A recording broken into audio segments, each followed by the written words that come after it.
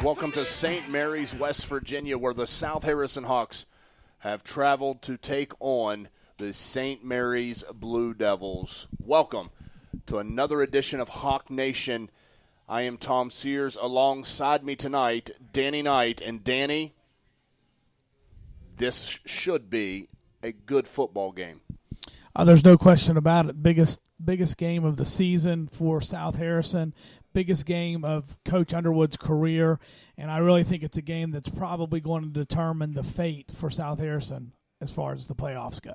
Well, it really could be a game that ends up determining the playoff future for both football teams. That's true. Both teams really tonight needing this win for playoff positioning just to get in, but also even if you get in, it would be a big win for either school when it comes to seeding. So, I expect it to be a really good game tonight. St. Mary's is a good quality playoff football team, playoff level football team. South Harrison has been trying to make a statement to say they are. If they can get a win tonight, they would make that statement.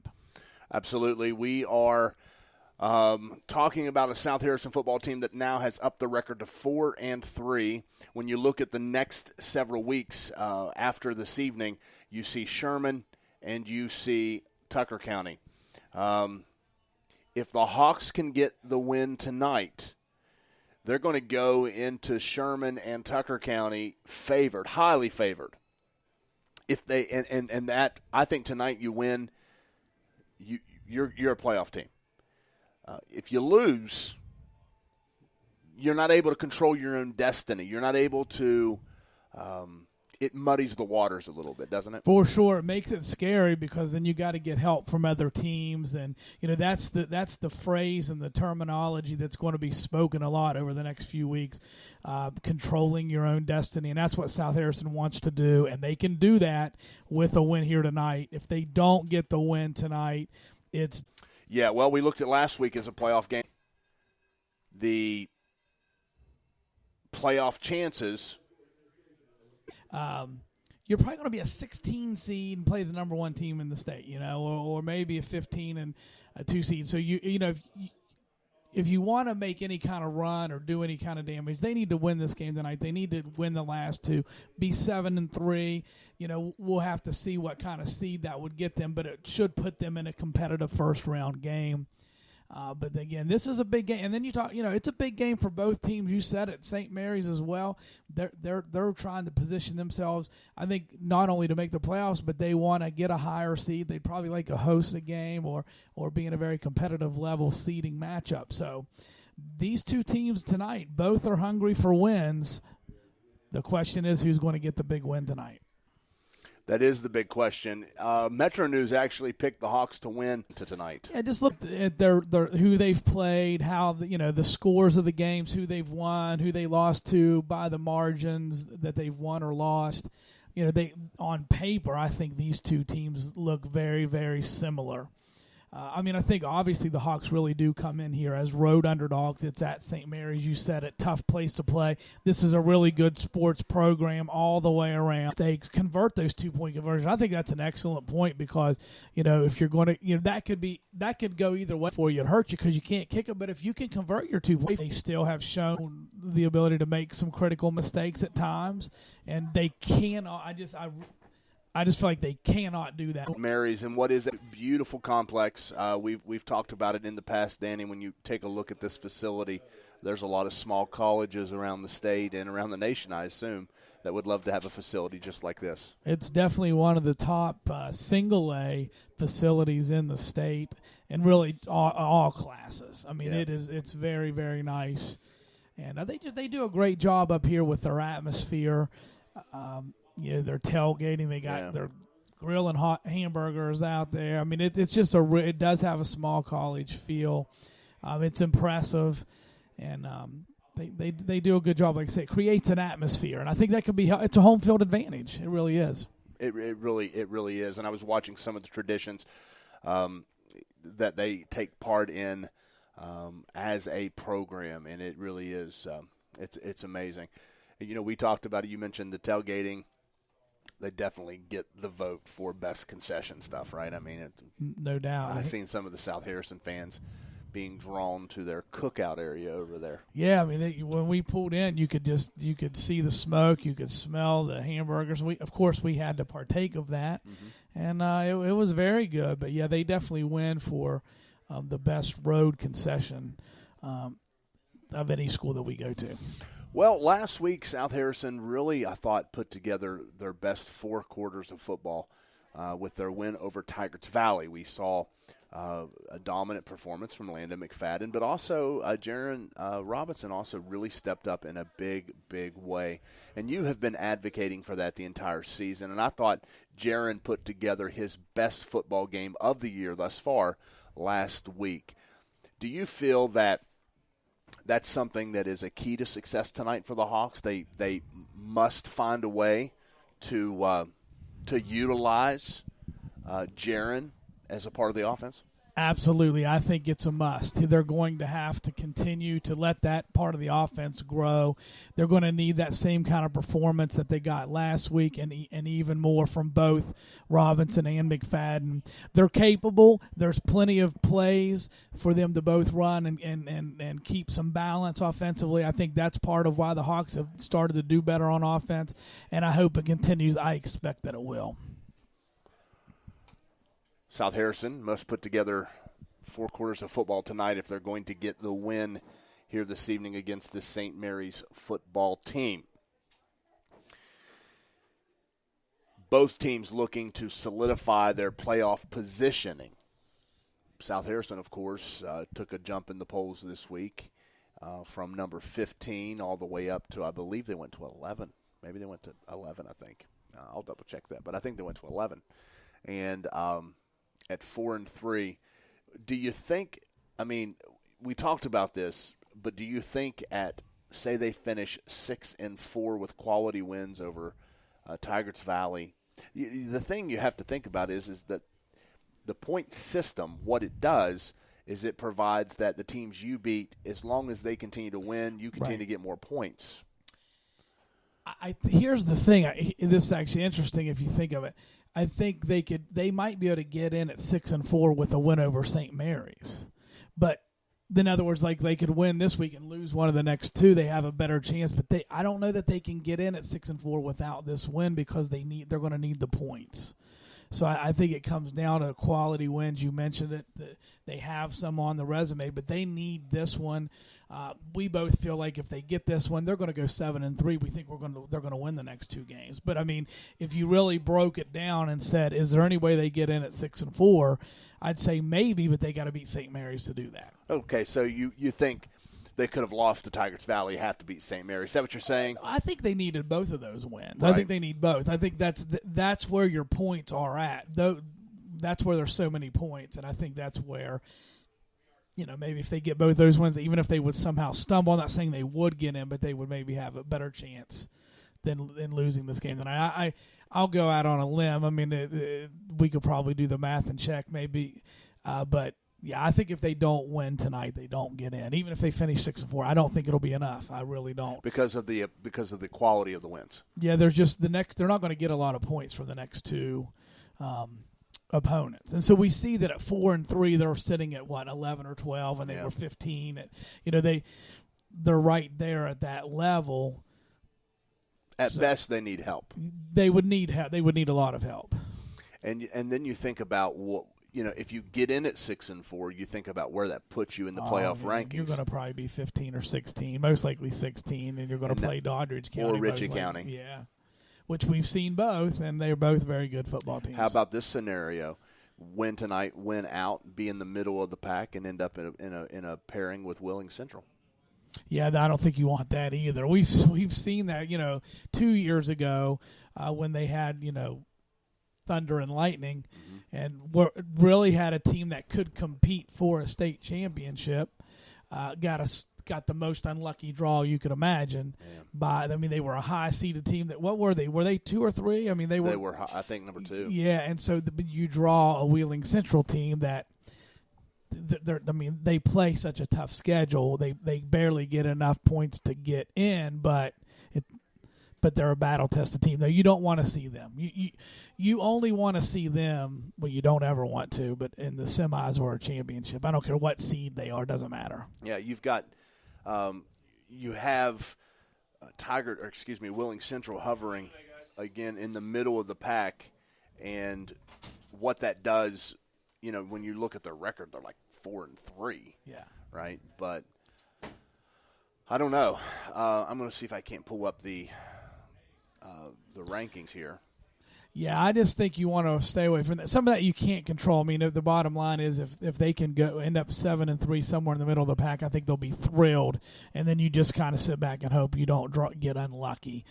Somebody's going to get unlucky with that, and that just kind of is what it is. But here's a question: if the Hawks went out, will they have enough points to get a home game? I don't think so. And let's take a look at this. So you have Doddridge County right now sitting at number 1. They have 9.43 points. This is the WVSSAC playoff rankings, and this is what they will go off of. The power index is different than this.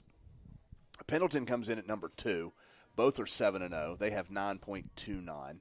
Then you have Ritchie County setting at 6-1, and they have 8.57. Then followed by Williamstown at 4, Greenbrier West, Midland Trail at 6, Willing Central with a 4-3 record, setting at number 7. And then you have St. Mary's at 8 with a 5-2 record.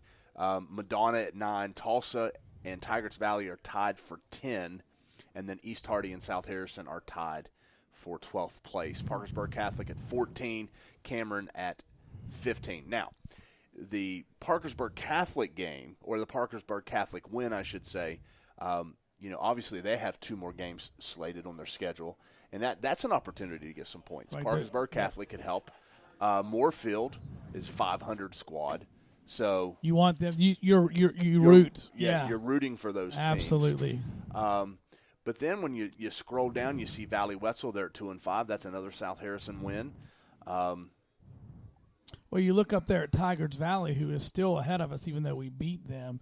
You hope they can get a win or two now. And that down a stretch. Yeah, that's a good point. So you're looking at Parkersburg Catholic and Tigers Valley and Moorfield to get you some wins, because when you go all the way down the bottom, you have an 0-7 Tucker County team. You're getting no points. You're just getting points beating them. Just your 6 points for a single A win. And then you have Sherman, who's 1-6, so you're not getting any help there either. So it's going to be interesting to see how all this shakes out. You're not going to get any help from Valley Wetzel, at least not much. And so, South Harrison really needs to take care of business here because, like you said, we're not going to get a lot of help anywhere else. No, I think, you win tonight, they're going to be in the top 10. I don't know how high they move up, but there's a lot of points to gain tonight, and it would really make a big difference. They would jump up into the top 10, and again, I think they would. They're in. They're going to win I think they win the last 2 games. They're ranked high for a 4-3 football team. Right. And I think it's the Tigers Valley win. Moorfield's done pretty well. Yep. So those are the things that really help. And again, we become fans of all those teams for them to keep winning. But these are fun conversations to have. Mm-hmm. We were a long way from this last season, and so I definitely think it's hats off to the coaching staff that here we are sitting legitimately talking about playoffs. And tonight's probably the make-or-break game. Go back to Doddridge County, Liberty games to open the season. You really could have lost the team at that point, but kept them together, and they've rolled off 4 wins. Yeah, we said it. We said it before the first game and during those first 2 weeks. If they could just survive and be healthy, we thought they could really have a nice season, and that it's played out that way. And here we are. I think it has all built up to this. I think South Harrison has gotten better every week. Last week played, you said, their most complete ball game. They're going to need that again tonight to get a win, but I think they're capable of it, and we're going to find out here shortly. Start 0-2. Over the next 5 games, you're 4-1. Looking to go 5-1 now tonight. And again, they really, if they win tonight, as a coach, you don't say this, but we can say this pretty comfortably. Win tonight, you're going to finish at 7-3. I think Lose so. tonight, you finish at 6-4. Yep. This is where we are. Coach Underwood's going to get himself a winning season, no doubt about it. South Harrison football is back. Yep. Is South Harrison a playoff team? That is determined tonight. I think so. I mean, Matt said it last week. The playoffs start last week for the Hawks, and I think he was right. And they won, and here they are, and I think they got to win again tonight. Do you think this conversation is taking place in the talking about it? I think they're talking about, let's keep getting better. Let's do what we do. Let's go out there. I don't know that he wants to put the pressure on the team, telling them that, and I don't think they want to speculate.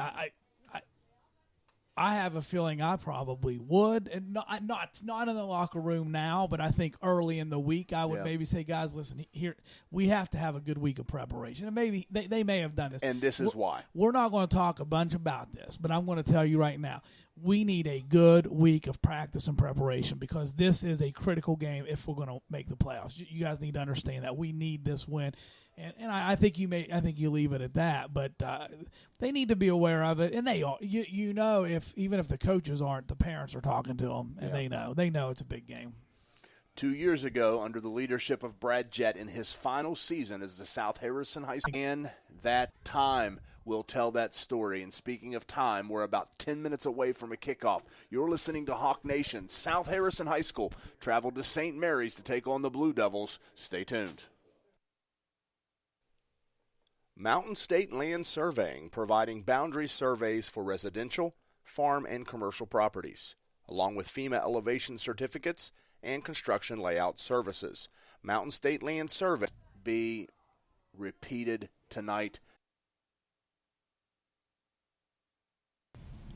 Richards Heating and Air Conditioning for all your heating and cooling needs. Installation and service. Phone 304-884-6400. Located in Jane Lou and serving the South Harrison area. Call Richards Heating and Air Conditioning at 304-884-6400. Visit their webpage at richardsheating.com or find them on Facebook under Richards Heating and Air Conditioning. Hello, this is Tom Sears. I wear many hats, but I would like to speak to you about one of the more important ones. I just wanted to encourage you and let you know there is hope, and it's spelled Jesus. He is your answer, your help, and He is your hope. I pastor at New Beginnings Church, and if you don't have a home church, I wanted to personally invite you to ours. We offer various ministries, but our focus is reaching people where they are. Our service begins at 10 a.m. on Sunday mornings, and we are located in Good Hope, and I hope to see you there. Mountain State Land Surveying, providing boundary surveys for residential, farm, and commercial properties, along with FEMA elevation certificates and construction layout services. Mountain State Land Surveying, call 304-476-8668 for all of your surveying needs. Again, that's Mountain State Land Surveying, 304-476-8668, a proud supporter of South Harrison High School. And we're back here live. St. Mary's High School, the South Harrison Hawks have traveled to take on the Blue Devils in an effort to solidify their playoff hopes. Danny, it's a big one. It can't be overhyped. It can't be understated. This is big. It's a big game. Like we said it right off the bat. It's biggest game of the season, biggest game for Coach Underwood that he's had in his short career thus far. Big game for St. Mary's all the way around. It's a playoff type game, and I'm excited about it. I think both teams are excited, and we're not very far away from kickoff. We're about 6 minutes away from kickoff here. The national anthem has been played, and let's take a look at some other games happening around the state of West Virginia. Number one in Single A, Doddridge County holds to a 7-0 lead against Valley Wetzel. Tonight, number 2, Pendleton County, and number 12, East Hardy. That'll be a big matchup, especially think about a Pendleton County win. Here, as we're doing some of the teams we talked about, it would help if they win, and doesn't look good for Parkersburg Catholic. Valley Wetzel plays Dodgers. You look at a lot of our opponents that we've seen thus far are in games that they're not likely to win. And then you have Tigers Valley taking on a 2-win Trinity team. You'd have to think Tigers Valley can get that win, right? That's good. That would be good for the Hawks, definitely. So a lot happening around the state. Tyler Consolidated, who rests at the number 16 spot, is up in the first quarter on Magnolia 16-0. Some of the games happening in our area. Final score, number 1 Fairmont Senior knocked off number 12 Lewis County 49-7. Bridgeport in the second quarter is leading Kaiser 14-0. Kaiser comes in at number 3 in the state at 7-0. North Marion leading Philip Barber 21-0, and a nice county battle. Number 11 Liberty Harrison taking on Lincoln, a score in the first quarter 7-7. So Liberty definitely in the playoff picture, and Lincoln, if they get a win, could be setting at 4-3. Big game there. It reminds. I think you start looking at all games and breaking down the point. I personally enjoy that. I think it's a lot of fun. I do as well. And Robert C. Byrd plays Grafton this evening, and there's a 7-0 lead. RCB in the preparing to meet at midfield, and we are moments away from a kickoff here. You look down on the field, representing St. Mary's as captains, number 73 Marshall Norman, 6 foot 240 pound senior. Number 6 Dylan Patterson. Number 24, Richard Dornan. And number 15, Hunter White. Of course, representing the Hawks on the other side over there, we have number 65, Ethan Kelly. Number 14, Landon McFadden. Number 10, Jaron Robinson. And number 75, Trey Waller. So as they get set to meet, emotion on both sides. Be interesting to see how the Hawks respond in what is a true test here this evening at St. Mary's on the road. Can the Hawks put 4 quarters of football together? And Danny, we talked about how important it was to play penalty-free and to keep the football. Last week, South Harrison held the football the entire third quarter. Tigers Valley did not get an offensive play in the entire third quarter. And they would love to repeat that again. I mean, if you can keep the ball out of St. Mary's hands tonight, that's a win for you. So I did not see who won the toss, but I think it was St. Mary's. St. Mary's is going to receive. I did see that. I assume that they won it, but they are definitely going to be the receiving team. So we'll see that Hawk defense right off the bat, which in many ways has been the strength of the team, right? I think so. I think which is amazing because they've improved so much over last year. But yeah, they have. They've been strong. They've been good against the run. There's been some times that there's been some teams that have taken advantage of them in the secondary a little bit. But yeah, I think they've been solid. I think the come back, and so there's a lot of emotion here. South Harrison's crowd has traveled pretty well here on a cold evening in St. Mary's. See if the Hawks can warm things up rather quickly. Last week, they, as I mentioned, held the ball the entire third quarter and really milked the game clock because sometimes the best defense is to keep the ball on offense. No question about it.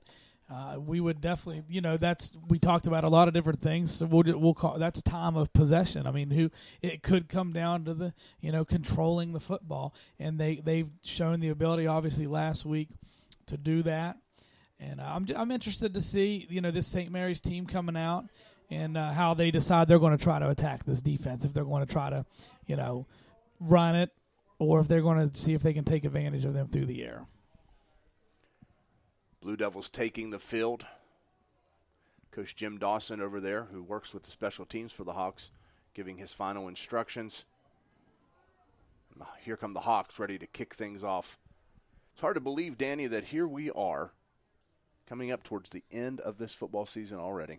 Yeah, basically, after this week, kind of the final quarter of the season. If you break it up into quarters, and definitely on the back end of it, it's gone really fast. It'll be interesting. We talked about special teams. South Harrison this year has, not had a strong kicking game, but what they've done is they've strategically, I think, tried to, bloop that ball over the front line. And I'm looking out at St. Mary's, and they look ready for that. They have 3 guys there kind of up ready if the Hawks try to employ that strategy here on the opening kickoff. Caden Ryan will kick it away back deep for the Blue Devils as Lucas Lipscomb, number 2. Into the hands of number 13, Jason Clayton tries to get to the outside and turn a corner, and he's going to be hit and brought down right around the 37-yard line. That's where the Blue Devils will get things started as number 21, Noah Dyer for the Hawks, able to get in there and wrap him up. And let's see how the Hawks start this game on the defensive side of the field. Very good kickoff coverage there, really. I mean, it was a shorter kickoff, but he didn't have a lot of room. I got nervous there for a second. It looked like maybe he could get to the outside, but the Hawks were there. So here comes the St. Mary's offense. Number 20, Brennan Boren, the junior quarterback, under center. It's a snap. It looks like he's going to pass. He's a lefty. He throws it deep down the field right out the gate. It is complete all the way down to the South Harrison 20-yard line to number 2, Lucas Lipscomb. Covering there was number 21, Noah Dyer. And the Blue Devils waste no time in stretching this South Harrison defense. Well, I wondered if they would try to attack them through the air or on the ground, and clearly they come out firing with a bomb. Honestly, it was really good coverage by Dyer. The ball was perfectly thrown, and it was a really nice catch by the St. Mary's receiver. So a big play for them to get started. If it in this area of the field in the red zone, South Harrison's been pretty stout. Let's see if they're able to get a stop here. Snap comes back to Boren. Just a direct quarterback run down near the 15-yard line. It'll be second down. Definitely spreading them out with a lot of wide receivers there. The Hawks defense really spread, and then it's just a quarterback draw up the middle. There was some room. I mean, it's a nice gain on first down for St. Mary's. And you mentioned that this year the Hawks have done a pretty decent job in the red zone, and they need to see if they can tighten up here and hold St. Mary's. Gain of 4 brings up second down and 6. Boren under center. Fakes the handoff. He's going to roll out. Looks up the field. He's got a man open. It's caught. That is number 13, Jason Clayton. And he's brought down by number 2, Caden Ryan. But the pass complete all the way down to the 3-yard line. And be a first down for the Blue Devils. Multiple players were open there. He had the fullback in the flat as well that was wide open. But he showed a lot of poise rolling out. And actually, he took a little bit of the deeper throw down the field. Not deep, but a little further down the field. Almost got into the end zone for the touchdown. A lot of things happening there in the backfield, and I think several South Harrison defenders bit on it. Handoff now to number 24. To me, it literally looks to be right on the goal line. Quarterback keeper and into the end zone is number 20, Brennan Boren. And St. Mary's waste no time getting into the end zone for a touchdown. And just like that, really, South Harrison's defense didn't have an answer. They didn't. I mean, the big play was the first play of the game, the long bomb pass, perfectly thrown. That really is what got them the score. And that's how you draw it up if you're St. Mary's. I mean, that's how they were hoping to come in here and get started. Extra point attempt. Looks like it's a busted play. Bornan, who is also the holder, picks it up and runs in. 2-point conversion attempt is good. So things went from bad to worse for the Hawks there. South Harrison's defense looks to be a little bit out of step here tonight, like maybe they haven't caught up to the speed of this Blue Devil team. I think that's an excellent point. This is probably one of the fastest, if not the fastest team that we played outside of Doddridge County early, and they took advantage of that speed on the first play with the fly pattern down the sideline. Again, really impressed with the arm strength of the quarterback and the accuracy there. I mentioned it. How will they want to attack this South Harrison defense? And I think that's what we've seen this year. They've been stronger against the run than the pass. St. Mary's, I'd say has watched film and seen that, but clearly they're a team that's able to throw the football. So we're going to see if that, how much of a factor that is tonight. With 9:40 to go in the first quarter, St. Mary's on top 8-0. The Hawks are going to get the football with a chance to respond. Last week, Tigers Valley came straight out the gate. They did a tremendous job, punched it into the end zone quickly on 2 offensive plays.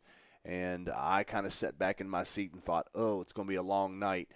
So I just want to encourage the Hawk fans that, the Hawks have really done a good job all season long of kind of settling into the game. I think that's a good point. There's no doubt because it's definitely they're on their heels. But, again, they faced this last week and they didn't blink. Right. McFadden and Haddix back deep. And it's going to get into the hands of Haddix at the 18. He's up over the 25-30. Tries to cut back to the middle of the field. Brought down around the 33, 34-yard line. And that's where the Hawks will start this drive.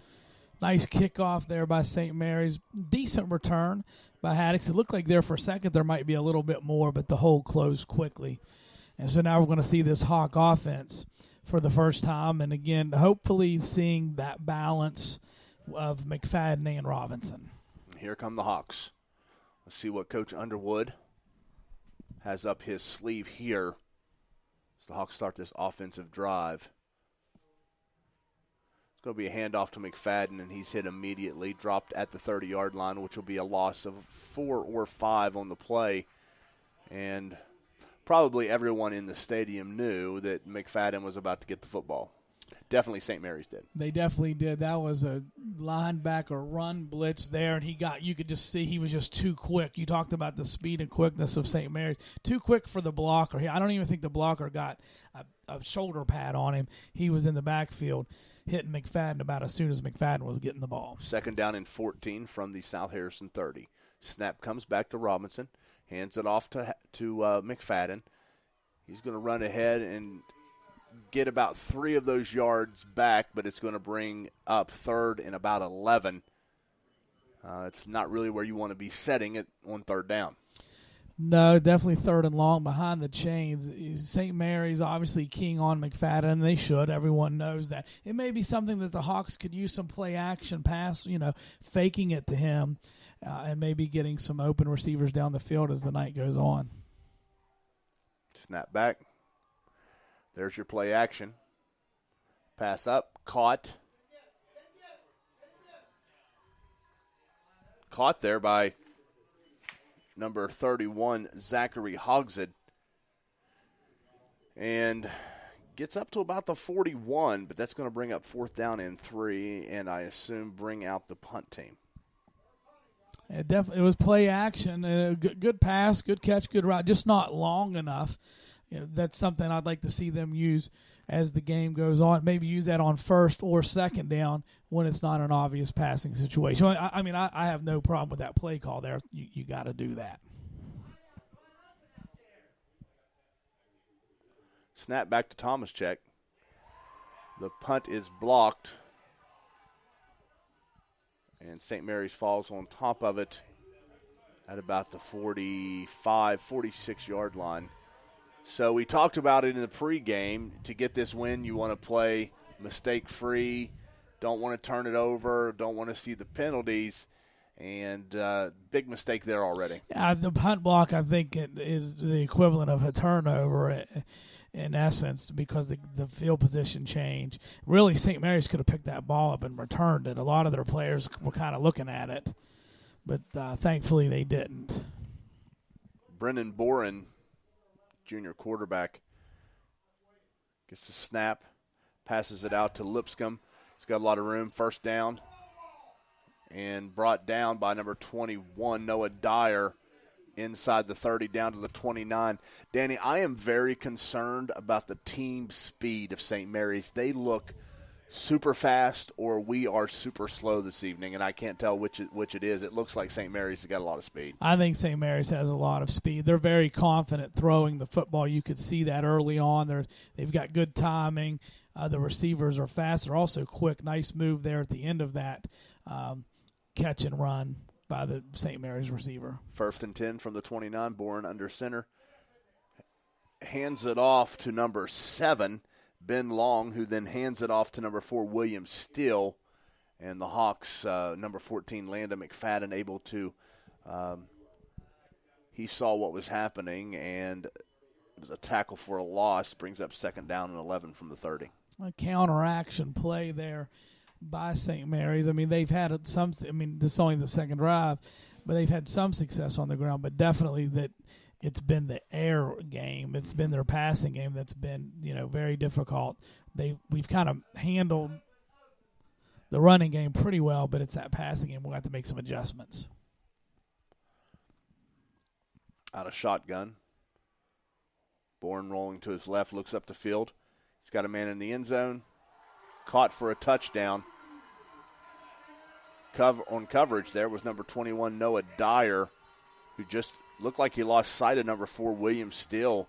And a nice pass from Bourne into the end zone, and I think we can officially say South Harrison's in some trouble here tonight. Definitely not the start that you want. It was another perfectly thrown ball. I will say this, Dyer was in position again for the second time. Honestly, I think he got his hands on it a little bit. I don't know if he maybe lost it in the lights, but he was really in position. The extra point attempt is up and good. That makes a score here 15-0 with 6:03 to go here in the first quarter. South Harrison trailing St. Mary's. Stay tuned. Richards Heating and Air Conditioning for all your heating and cooling needs. Installation and service. Phone 304-884-6400. Located in Jane Lou and serving the South Harrison area. Call Richards Heating and Air Conditioning at 304-884-6400. Visit their webpage at richardsheating.com or find them on Facebook under Richards Heating and Air Conditioning. Mountain State Land Surveying, providing boundary surveys for residential, farm, and commercial properties, along with FEMA elevation certificates and construction layout services. Mountain State Land Surveying, call 304-476-8668 for all of your surveying needs. Again, that's Mountain State Land Surveying, 304-476-8668, a proud supporter of South Harrison High School. And we're back here live at St. Mary's. South Harrison now trailing 15-0 in the first quarter, 6:03 to go, as St. Mary's set to kick it away to the Hawks. Kick is up into the hands of Haddix and through his hands. Picks it up at the 11. He's going to try to make something out of nothing and gets up to about the 14 and be brought down. Just thankful he got his hand on the ball there and able to secure it. I heard, we're close to some of the coaching staff of St. Mary's, and they were talking to the coaches on the field and was talking about South Harrison's demeanor. Said, look at them moping around. I don't know that I saw them moping, but I think they definitely are a little bit shell-shocked. I think so. And we hopefully they can respond to it. We've seen them respond to some adversity earlier in the season, and let's see if they can do it again here. Robinson out of shotgun. Snap comes back, hands it off to McFadden. Really nowhere to go, and he's stuffed, brought down. Looks like a loss of one on the play. We talked about St. Mary's. It's a good football program, and you could tell me they've come in here. They've done their homework as a coaching staff. I mean, they know McFadden's going to get the ball, and so they've been there. And then they know that the South Harrison's been vulnerable to the pass, and so they've come out and attacked that very aggressively. And right. They're a passing team. You can see that, but they're clearly coming out to attack that secondary. And so the Hawks are going to have to adjust. I mean, that's what it comes down to. They're going to have to adjust offensively, try to do some different things to keep St. Mary's off balance. 2nd down and 10, and St. Mary's looks like they're going to call a timeout. So it'll give the Hawks, a chance to regroup as well. Honestly, I mean, St. Mary's really has come out and just stretched the field. And, you and I have talked about it in past games. I can specifically remember the Parkersburg Catholic game. We didn't understand why they did some of the things they did offensively when they had success through the air against the Hawks. And I'm going to tell you something about Jody Moat, the St. Mary's head coach. I guarantee you he comes in with a game plan, and it looks to be tonight to stretch these South Harrison defensive backs. No question, and they're able to execute it because they have the quarterback and they have the receivers to do it.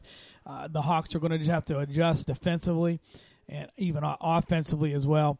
Defensively, they're going to have to try to get some kind of pressure on the quarterback. Now, some of those passes are quick throws, and it makes it difficult, but they're going to have to get some pressure on the quarterback. 2nd down and 10 from the South Harrison 15. Snap comes back to Robinson, toss back to McFadden. McFadden does have some room now, runs straight ahead. He has picked up a South Harrison first down. So St. Mary's timeout definitely benefited the Hawks as Landon McFadden able to get up to about the 26-yard line, but again, moving the chains. Toss sweep to the left, so that was the first time they really tried to attack the outside. It was pretty well blocked, and McFadden obviously has the speed and quickness to get to the edge, and a really nice initial first down for the Hawks. 1st and 10 from the South Harrison 27-yard line. Out of pistol. Snap back to Robinson. Hand off to McFadden. McFadden up over the 30 to about the 31. It's going to bring up 2nd down after a gain of about 3. And this is an opportunity, I think, here you talk about a 2nd down play, 2nd and manageable, where maybe a play action pass would be appropriate because obviously they know they're keying on McFadden.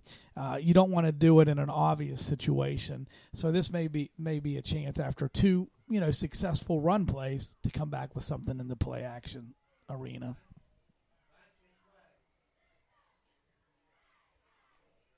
2nd down and 7. Snap back. Hand off to McFadden. Cuts back to the middle of the field. Gets up near the 34-yard line. It's going to bring up 3rd down and about 4. 3rd and 3, actually. Big 3rd down. Obviously it's early in the game, but, we're already down 2 scores, and that offense looks really, really good. For St. Mary's, we talked about keeping their offense off the field in the pregame. We definitely see how important that is now. They need another first down here. 3:27 to go here in the first quarter. South Harrison trailing 15-0, but they're driving here. 3rd down and 3.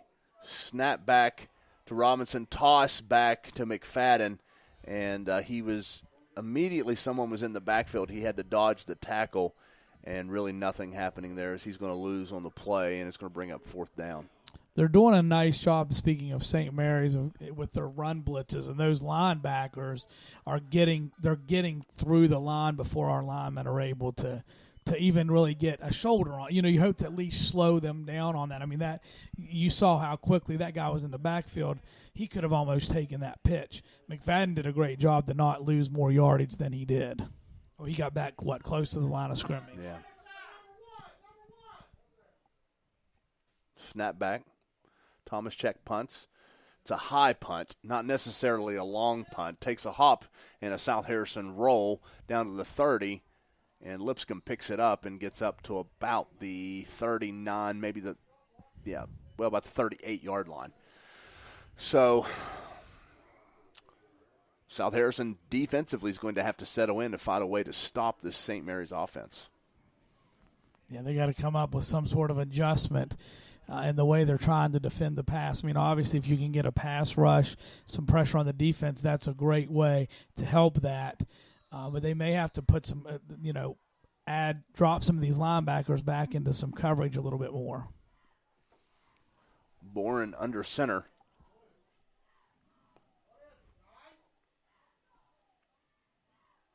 Like there was a little movement on the line. Handoff to number 2, Lipscomb. Correction, that's number 7, Ben Long. He's brought down by South Harrison's number 10, Jaron Robinson. It was a gain of 5 up to about the 43-yard line. It'll bring up 2nd down and 5.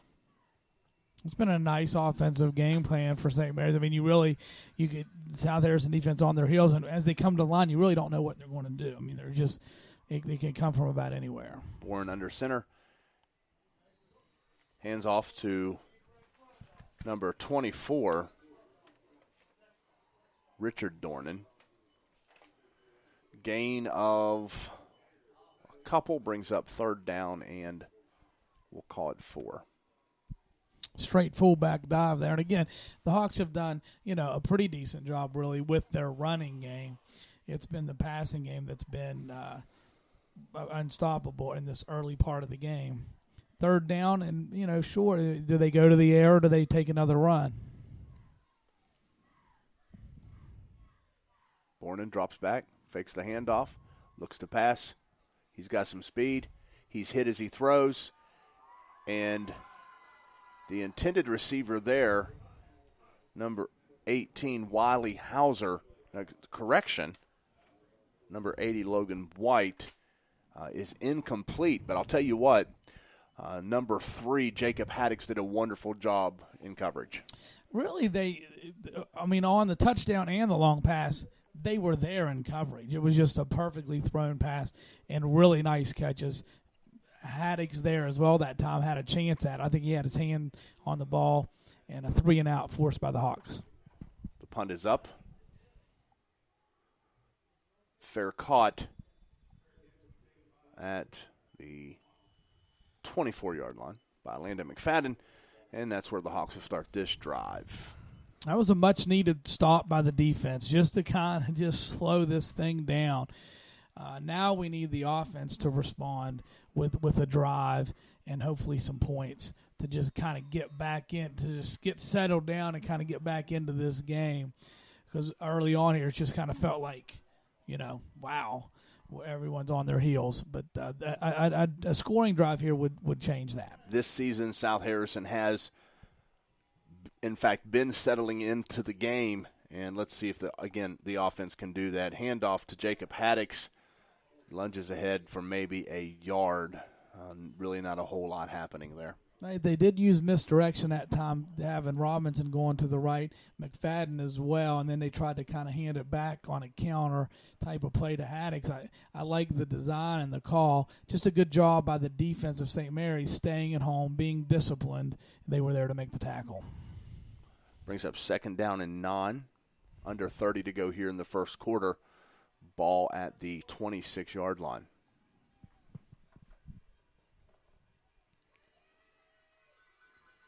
Snap back to Robinson. Handoff to Haddix. That is McFadden. And he's dropped behind for a loss of about 4.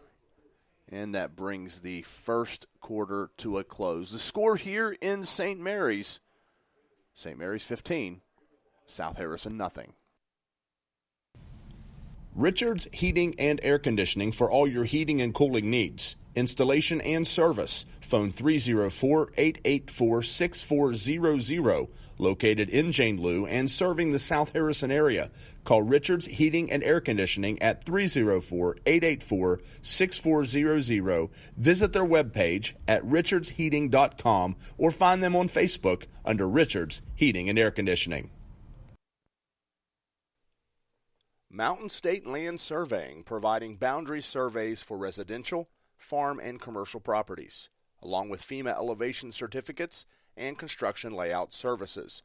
Mountain State Land Surveying, call 304-476-8668 for all of your surveying needs. Again, that's Mountain State Land Surveying, 304-476-8668, a proud supporter of South Harrison High School. 15-0 is the score as we start the second quarter here at St. Mary's. South Harrison's offense really trying to get things going. Danny, what does this offense need to do facing 3rd down and 13 moving forward in this contest? Well, it's a long 3rd and 13. They're obviously going to have to put the ball in the air, but I think for this offense to get going, it's 1st and 2nd down that's going to matter the most. They're going to have to do some play action passes with Robinson. They're going to have to get it to the outside. I'd like to see them mix in some screen passes because the linebackers for St. Mary's are run blitzing heavy. 3rd down, here we go. Snap back to Robinson, rolls to his right. He looks to pass, keeps rolling. He's being pursued and overthrows Haddix, and it's almost intercepted. It's incomplete and brings up 4th down. And just not a lot there. I mean, he rolled out. You could tell he's just rolling, looking. Not there. Just really wasn't anyone open, and he kind of had to finally take a shot down the field and was unsuccessful with it. I think they can't keep putting themselves in third and long. They've got to come out with some variety on first and second down if they're going to try to have some success offensively. Thomas Check standing back at his own 11-yard line here on this fourth down punt. Snap back. He punts it. It's a good punt. Takes a hop at the 40 and rolls to about the 31. And that's where St. Mary's will start this drive. Really nice punt. They needed it. He really punted it past the punt returner, caused him to have to get away from it. The Hawks were able to down it. They got a critical stop last time. I mean, we hope to see that again. Just that offense, our offense has got to respond in those situations. Defense seemed to settle in during the last series. We'll see if that continues here. I think go back to that passing play there on third down. I think we once again saw the speed of St. Mary's in coverage. Out of pistol, Boren gets the snap. Quick pass out to his receiver, number 80, Logan White. It's complete on the tackle, 14, Landon McFadden, and that is a gain of about 6. Brings up second down. If you're the Hawk defense now, what you're really hoping for, try to get some kind of turnover. Pick one of these passes off, maybe strip one of the receivers when they're trying to run downfield, something to turn the momentum back their way, maybe get a sack of the quarterback. That's what they need right now. Out of shotgun, Boren drops back. Pass is caught by number 3, Aaron Henderson. Correction, number 7, Ben Long, and he picks up the first down. They threw a flag there late. They're going to get they got a holding call. They missed a block in the back before that. It looked like to me, right at I don't know if you saw it right there at the point of attack where the receiver started. It was a screen pass where the receiver was starting to break away. Looked like to me there was a block in the back, but they did get the hold. Holding call against St. Mary's. That'll back them up. And it's going to bring up second down now and about 7 back at the 35-yard line.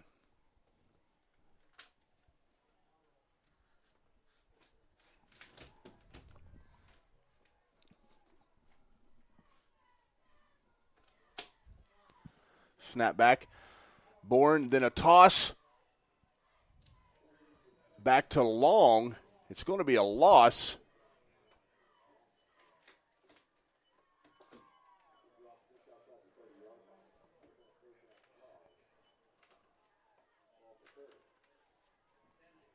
It's going to bring up third down about 12. I have no idea.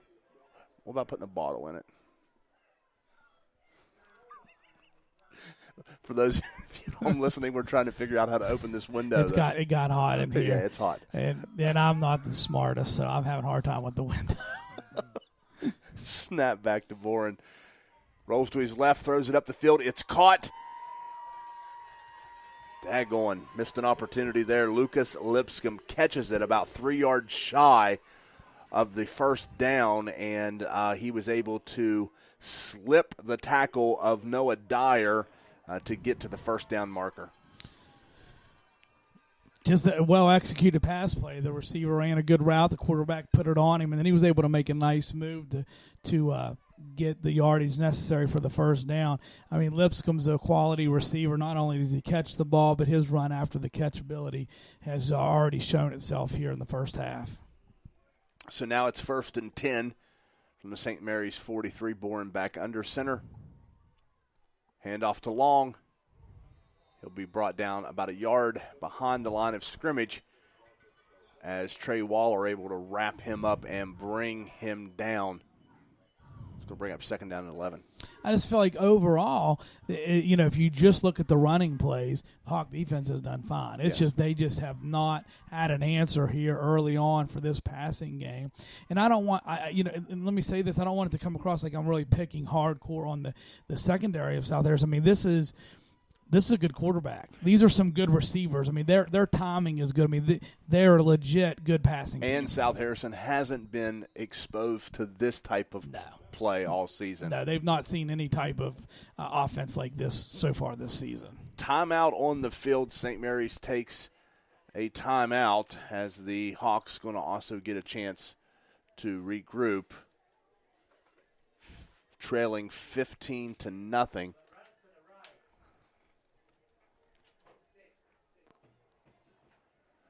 I'm chuckling because I'm wondering if that something bad's probably going to happen. I don't know how long that ball. I mean, it can't be too bad, that bottle. Even if it comes down, it's still going to slow it down. I looked over, all the people beside us in the press box are looking at me and laughing. All the St. Mary's people. You want 2 bottles in there? I think we better put 2 bottles. The one looks to be collapsing. Of course, this one has Mountain Dew in it. If it comes down, it's Mountain Dew everywhere. Well, I think we're good. I think we're in good shape. Good deal. All right, both teams coming back to the field after that timeout. Let's bring up second down and 11 from the 42-yard line. Now get a chance to hear the St. Mary's crowd a little bit more. I like having that noise. Out of shotgun. Snap back. Bourne drops. Quick pass out. It's caught. Another first down. This time, number 6, Dylan Patterson, able to haul it in. He's brought down by number 2, Caden Ryan, and number 31, Zachary Hogsett, able to get in there and help. But again, the chains move. Looks like maybe they're going to measure, but it's close. Chains are going to move. You've never missed one of these yet, so I'm going to take your word for it. I can see it from here. I'm with you. It looks I think the same thing. This is at least half a football or better. Okay. I think if anything, it's going to be a nose. I don't think it's even half. You going to argue with me? Yeah, it makes it more. Oh. Now the poor guy that was carrying the chains has fell down.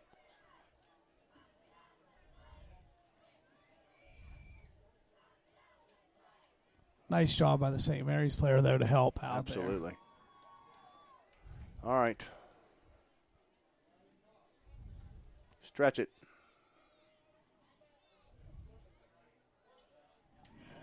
I'm going to let you say it. It's a first down, ladies and gentlemen, just like I called it. By the nose of the football, hey. Just like I called it. We are both right. How about that? Yeah, whatever.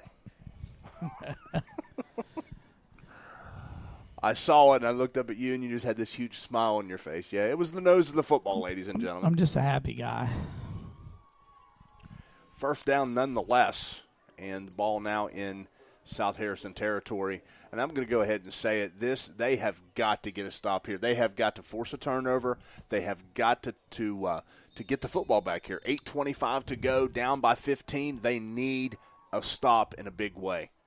Bourne fakes the handoff, rolls out. He's going to pass it again. Up the field, a flag comes down. And I think another flag is going to come in. That would be a pass interference call on South Harrison's number 21, Noah Dyer. Let's wait and see what the call here is in the backfield. I think you're going to get a hold in the backfield and then the pass interference on us out there. That's a shame because it was overthrown. He just kind of bumped into him, but it was definitely pass interference.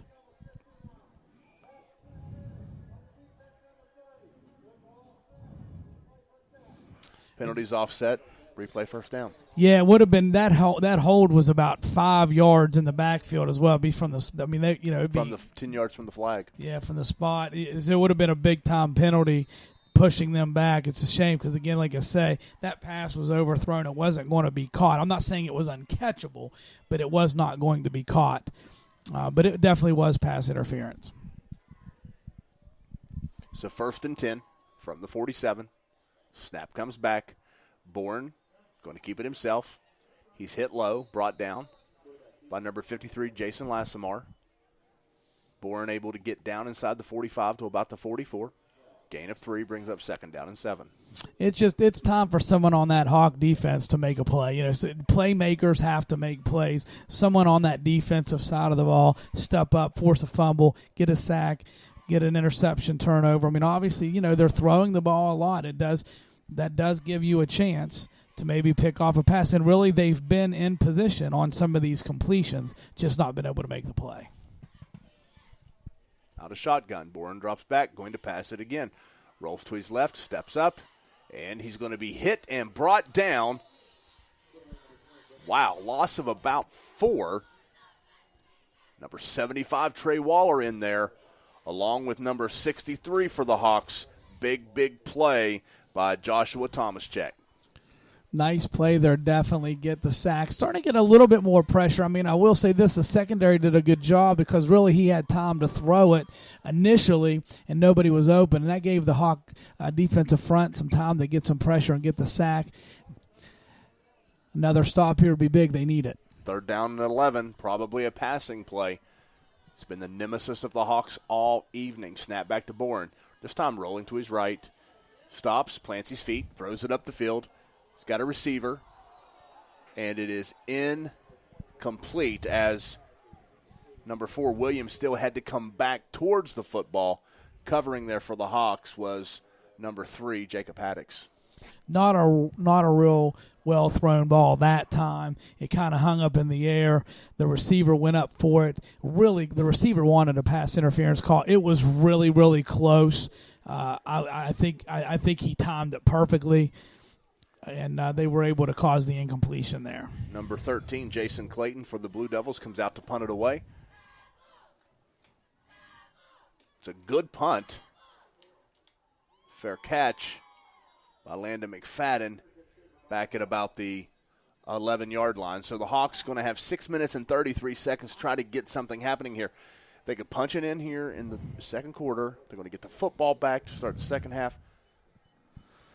Get something going. You talked about the long drive last week that took up the entire third quarter. Obviously, we don't have an entire quarter, but a drive that would take up the rest of the half would be just fine. Punch it into the end zone. They're going to get the ball first in the second half. It could really change things and get them back in this game. But really, offensively, so far, they've not been able to do very much. And I think it's the early downs that have to change. They got to have more success on first and second down. 1st down and 10 from their own 12. Snap back to Robinson. It's a low snap. Robinson has to fall on top of it.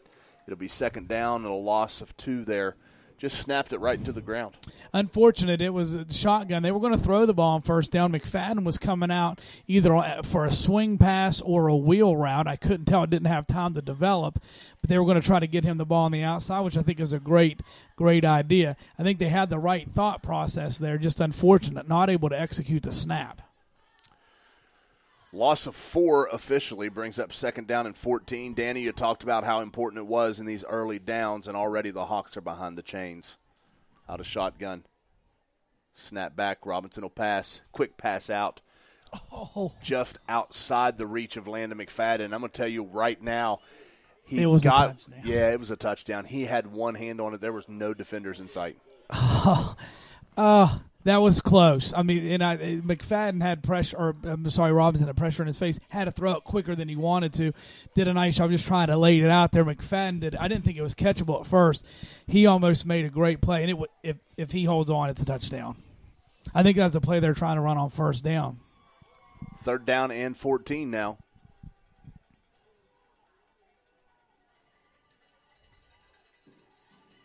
Snap back to Robinson.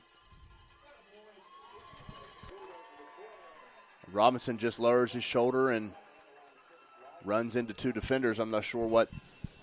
Was that a busted play or was it a designed quarterback? It was going to be an option play to the left, and he should have pitched it. I mean, basically there was 2 defenders there on him. The pitch was open. He went ahead and tried to split the 2 defenders and just wasn't able to do it. Yeah. Just a very poorly executed play. 4th down, and Thomaschek is going to punt it deep from his own end zone. The punt is up. Rolls out to the South Harrison 39-yard line. And so with 5:04 to go, St. Mary's with a 15-point lead is going to have pretty good field position. Very good field position, and they've been dangerous offensively. We've kind of settled down after those first couple drives and done a nice job on defense, but you're asking a lot of this defense to have to continue to make stop after stop, and especially when you're giving them such good field position. Again, you got to hope for a playmaker now to make a big-time play for this defense. Ball at the 39-yard line of the Hawks. 1st and 10. Boren is under center. Hands it off to Long. Long weaving his way through the South Harrison defense. Gets it down to about the 35-yard line. Gain of 4 will bring up 2nd down and 6. Some of their backs run a little bit up and down, a little bit too up. Like they don't have the lean. And sometimes what you can do there is you can punch that ball out. I do think the Hawk defense try to look for a strip or something when they're running. And they're running patiently. Might be a chance for someone to come, from behind and strip the ball. Again, 2nd down and 6. St. Mary's appears to have drawn the Hawks off sides. That'll get them a little closer. Offsides against the Hawks. The official's going in the wrong direction, and the St. Mary's players remind him of that as he moves ahead. Ball now resting on the 30-yard line. It's going to bring up 2nd down and 1. We talked about the penalties and we've had the bad snap. I said it needed to be a clean game, and it's not been clean in the first half. Bourne under center.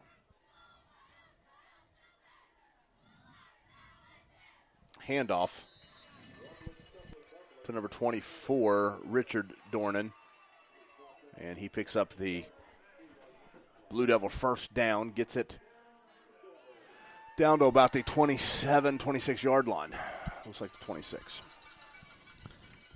It seems like St. Mary's now a little bit more deliberate and patient maybe with, getting the plays in. They're fine if they run some clock down and get another touchdown before the half. Under 4 to go. Long in motion, gets the handoff.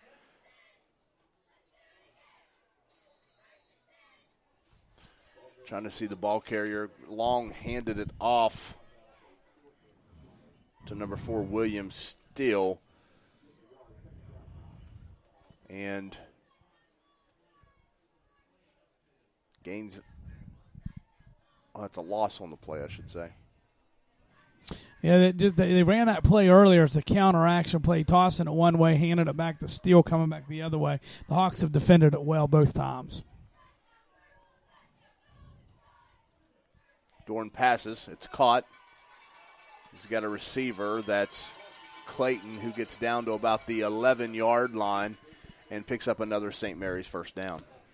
Just a quick pass. I mean, it's really tough to defend those if the offense executes it well, and St. Mary's has shown the ability to do it. They did it again there, and they're just moving the chains, and the offense continues to roll.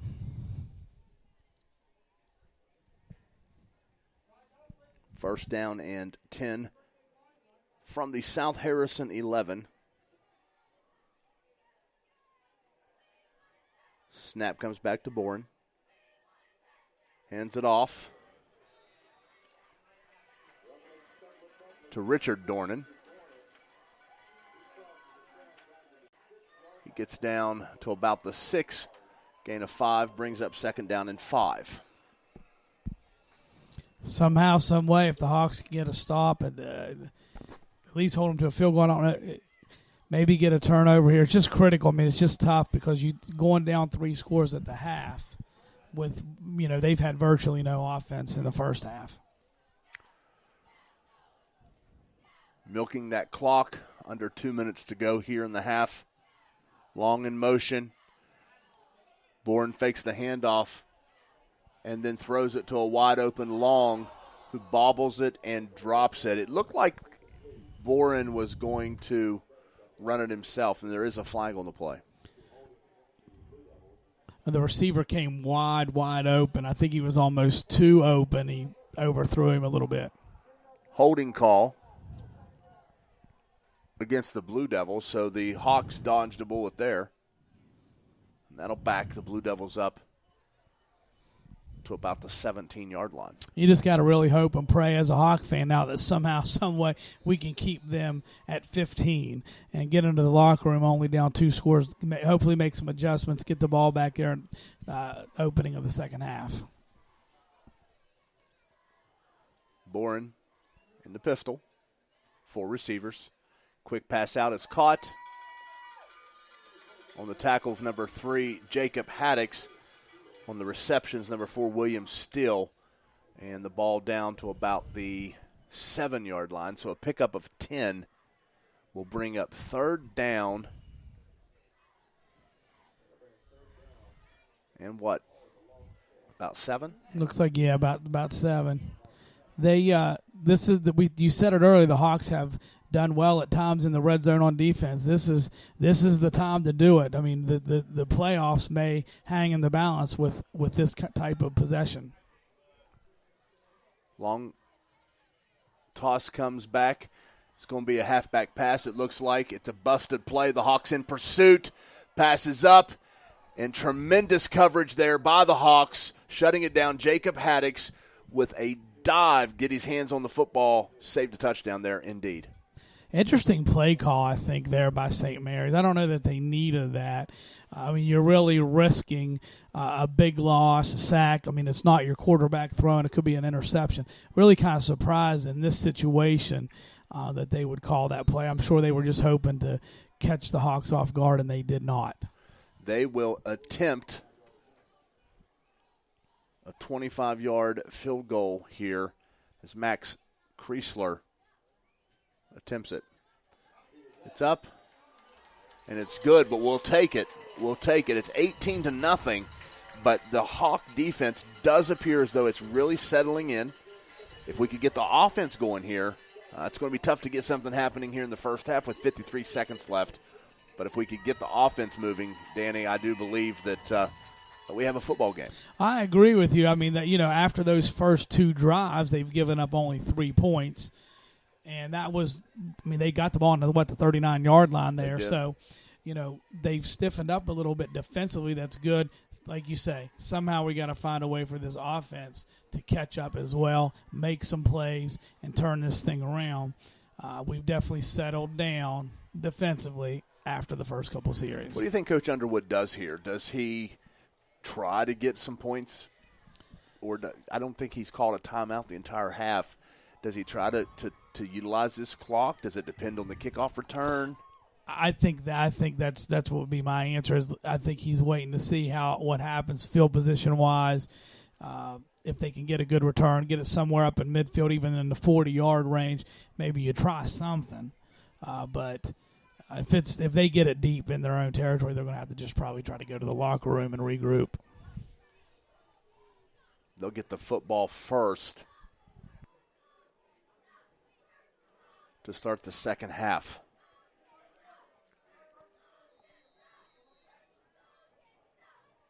Number 18, Willie Hauser, approaches and kicks it away. Flag is thrown on the kickoff. That blew the play dead.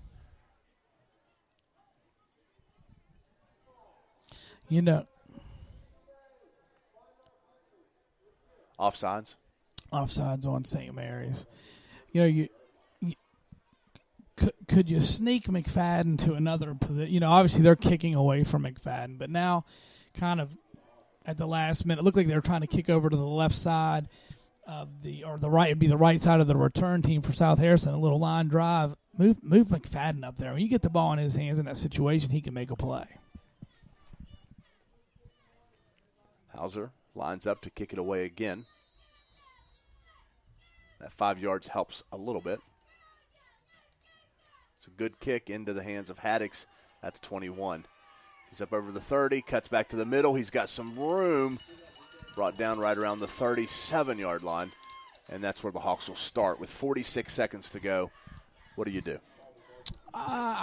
You know what? I think I'd probably throw a screen pass here on first down, something kind of safe. But if you can execute it and catch him off guard a little bit, maybe you get a chunk of yardage and you feel a little bit better. I mean, he does have all 3 timeouts. You mentioned it. I don't know that you want to go crazy here because you don't want to turn it back over. But I think I would like to try something to maybe get the ball moving a little bit. Looks like McFadden is out wide, and St. Mary's takes the timeout. I think maybe that had something to do with McFadden being out wide. Absolutely. They're very aware of where Landon McFadden is, and so they said, hey, listen, I got 2 timeouts. He's out in the slot. Let's talk about that. Yeah, it's a good job by their coaching staff. I mean, they didn't put Landon McFadden out there for him to stand. I mean, they're going to throw the ball to him there. You would think that's the design, at least. I would imagine. Well, I'm a little bit encouraged at how the defense has responded and the adjustments that they have made. Like you said, after those 2 initial scores, South Harrison really has settled in. They've only allowed 3 points. We're still waiting on the offense to catch up. If the offense can catch up, I think we have a football game in the second half. South Harrison gets the football first. If they can find a way to get some points on the board here to end the first half, that would be huge. It would be. It would be massive. There's no question. I think, you got McFadden in the slot. I mean, they're going to try to get it to him. Hopefully there's a creative way to get it in his hands on the outside of the defense because we know he can make a play. Showing blitz. Robinson rolls to his left, has to plant his feet, takes a hit as he throws. Really wobbly, caught by number 2, Caden Ryan, down at the St. Mary's 35. And it looks like with 36 seconds, Coach Underwood running the sideline to get the timeout in. So I was a little concerned. I didn't like the roll to the left, and I thought he took a big hit as he threw, and the ball was in the air a long time. It was. For some reason, they've done that more often than not. They've rolled him to his left, which is very difficult for a right-handed quarterback. I give Robinson credit for being able to stop, and he was really throwing it kind of back across the field. He did take a shot. He stood in there and delivered the pass. It was accurate. They made the catch, and it's a big play. You got 36 seconds left and 2 timeouts. They've got something cooking here, and they need to try to convert. Down to the St. Mary's 35-yard line with 2 timeouts. 36 seconds is a long, long time.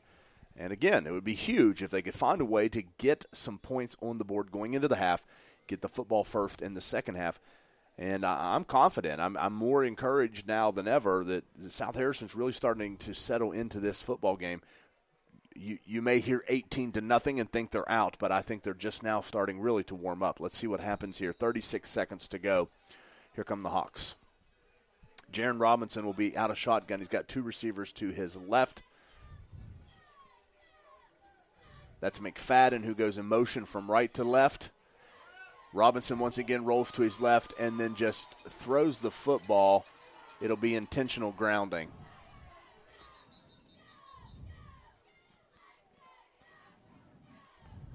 So we talked about, rolling to the left. That's really hard to do. Intentional grounding, what's that, 15? Yeah, it should be a spot foul and loss of down. So basically wherever he was hit to throw it is, so it's almost like just basically like a sack in essence.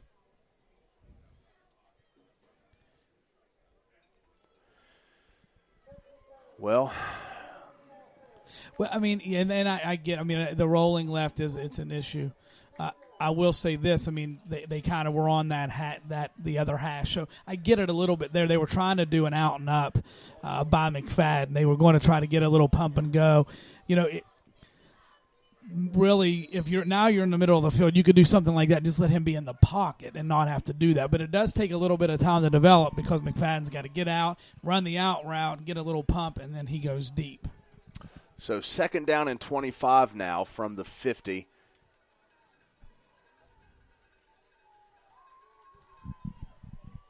Robinson looked very, very anxious there in the pocket, throws it out quick to Landon McFadden, who was not quite ready for the football. Incomplete, brings up 3rd down. He just hasn't had the time to throw it. I mean, there's been a couple of times where really McFadden was open there again, and earlier the one was almost a touchdown. But there's just enough pressure there that he's having to throw it before he wants to. I mean, this offensive line is going to have to do a better job. They're going to have to make some adjustments there because I do think they've not really done. They've missed some blocks on some blitzes, run blitzes, and then they've not been able to hold the pressure off of Robinson. I would say St. Mary's is going to bring the house here. What do you think? Looks like it. 3rd down and 25 from the 50. Toss back to McFadden. Tries to get to the corner. He's got 5. He's got 10. He's down inside the 40. And what will Coach Underwood do? Clock's going to run. I think he's going to let it run out. You might as well just take the timeout and throw it one deep here. Why not? He's not going to. Yeah, he did. He took the timeout, I think, with 1 second. I think he waited just to say, well, we'll just take one more play. I don't have a problem with it. I don't think you can get any more than one play anyway. So, yeah, I mean, throw it up there. I mean, maybe you get a pass interference, maybe a tipped ball, something happens. I don't mind it because they need. I mean, listen, they need points. They need something.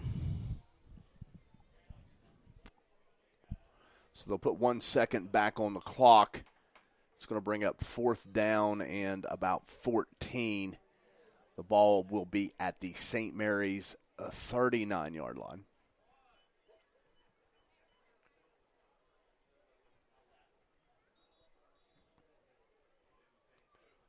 You're going to see St. Mary's in a major prevent defense here, I'm sure. I mean, they're going to have guys, I would imagine, way back, or at least they should. And just make sure nobody gets behind you is what the message was in that timeout.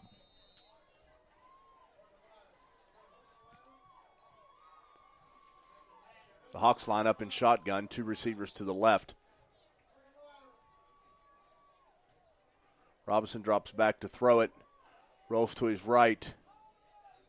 Nothing there, runs out of bounds, and that's going to bring the first half to a close, where St. Mary's will go into the locker room leading the Hawks 18-0. Break that play down, Danny. Just nothing there. I mean, he kind of got pressure, was forced to his right. Really, all the receivers were to the left. Once he had to go to his right, I just think there was nothing, and he just ran out of bounds. Smart play. I mean, there was nothing else he really could do. I mean, really rough start. But the Hawk defense did settle down. Somehow, some way, they got to find something in that locker room that's going to help that offense put some points on the board in the second half. It looks like number 31, Zachary Hogshead, injured here in the first half as he's getting some assistance there. Looks like a lower extremity injury there. 18-0 is the score. It's homecoming here at St. Mary's, and wow. I mean, it's 18-0, but you don't feel like they're out of it, right? No, I mean, I feel like they did just enough to hold on there, especially it was a big-time stop to hold them to the field goal there late in the half. And again, those first 2 series, I think we were both, and probably everybody for South Harris was just kind of like, uh-oh. But they did settle down. I wish we'd seen a little bit more from that offense. They're going to have to get in that locker room right now and get their heads together as a coaching staff, try to come up with something different, some kind of wrinkle that they can start going to. And I think it needs to be to the outside. I mean, they're not letting McFadden have that off tackle run, and they're not going to.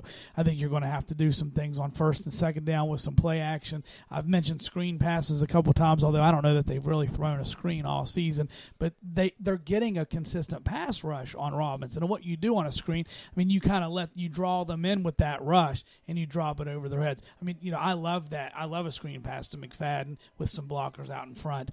We'll see. I think they're going to need some things like that. This opening drive of the second half for that offense is going to be critical if they're going to have a chance. Would you agree? Oh, I absolutely would agree. Down 18. Again, the defense did seem to settle in fact. So we'll see what Coach Underwood and his coaching staff work out, what adjustments they make to start the second half. St. Mary's leading 18-0. Well, last week, Danny, you were not able to be here, had some family stuff to attend to, and your daughter was a homecoming princess. Is that right? Yes, yes. Very proud of her. So yeah. Couldn't miss that, obviously. Certainly missed being there for the game, but, very proud of her. Absolutely. So some things happened while you were away. And Yes. The coach's cook-off. I was very sad to miss that for sure. Well, we have the lasagna's reign has come to a close. I kind of feel like you took advantage of me not being here on that one, don't you? I know. Obviously, I'm biased with the Italian food. And who knows, from what you have said, the tacos were very, very good. And I do like tacos. So I guess we'll never know what I would have done. We will never know. We will never But the one thing I'll say is, I mean, obviously, if it won, it was very, very good because the food every other week has been very, very good. Yeah, so next week be the last time out. I mean, we'll crown a winner of the coach's cook-off. And who's it going to be? Who's the last week? Wouldn't it have to be? Is it Coach McCaffrey? It would have to be Coach McCaffrey. Well, I'm anxious to see what he comes up with there. See if he could be the big winner. Could be. Well, we typically talk West Virginia football at the half, and their next opponent is Baylor.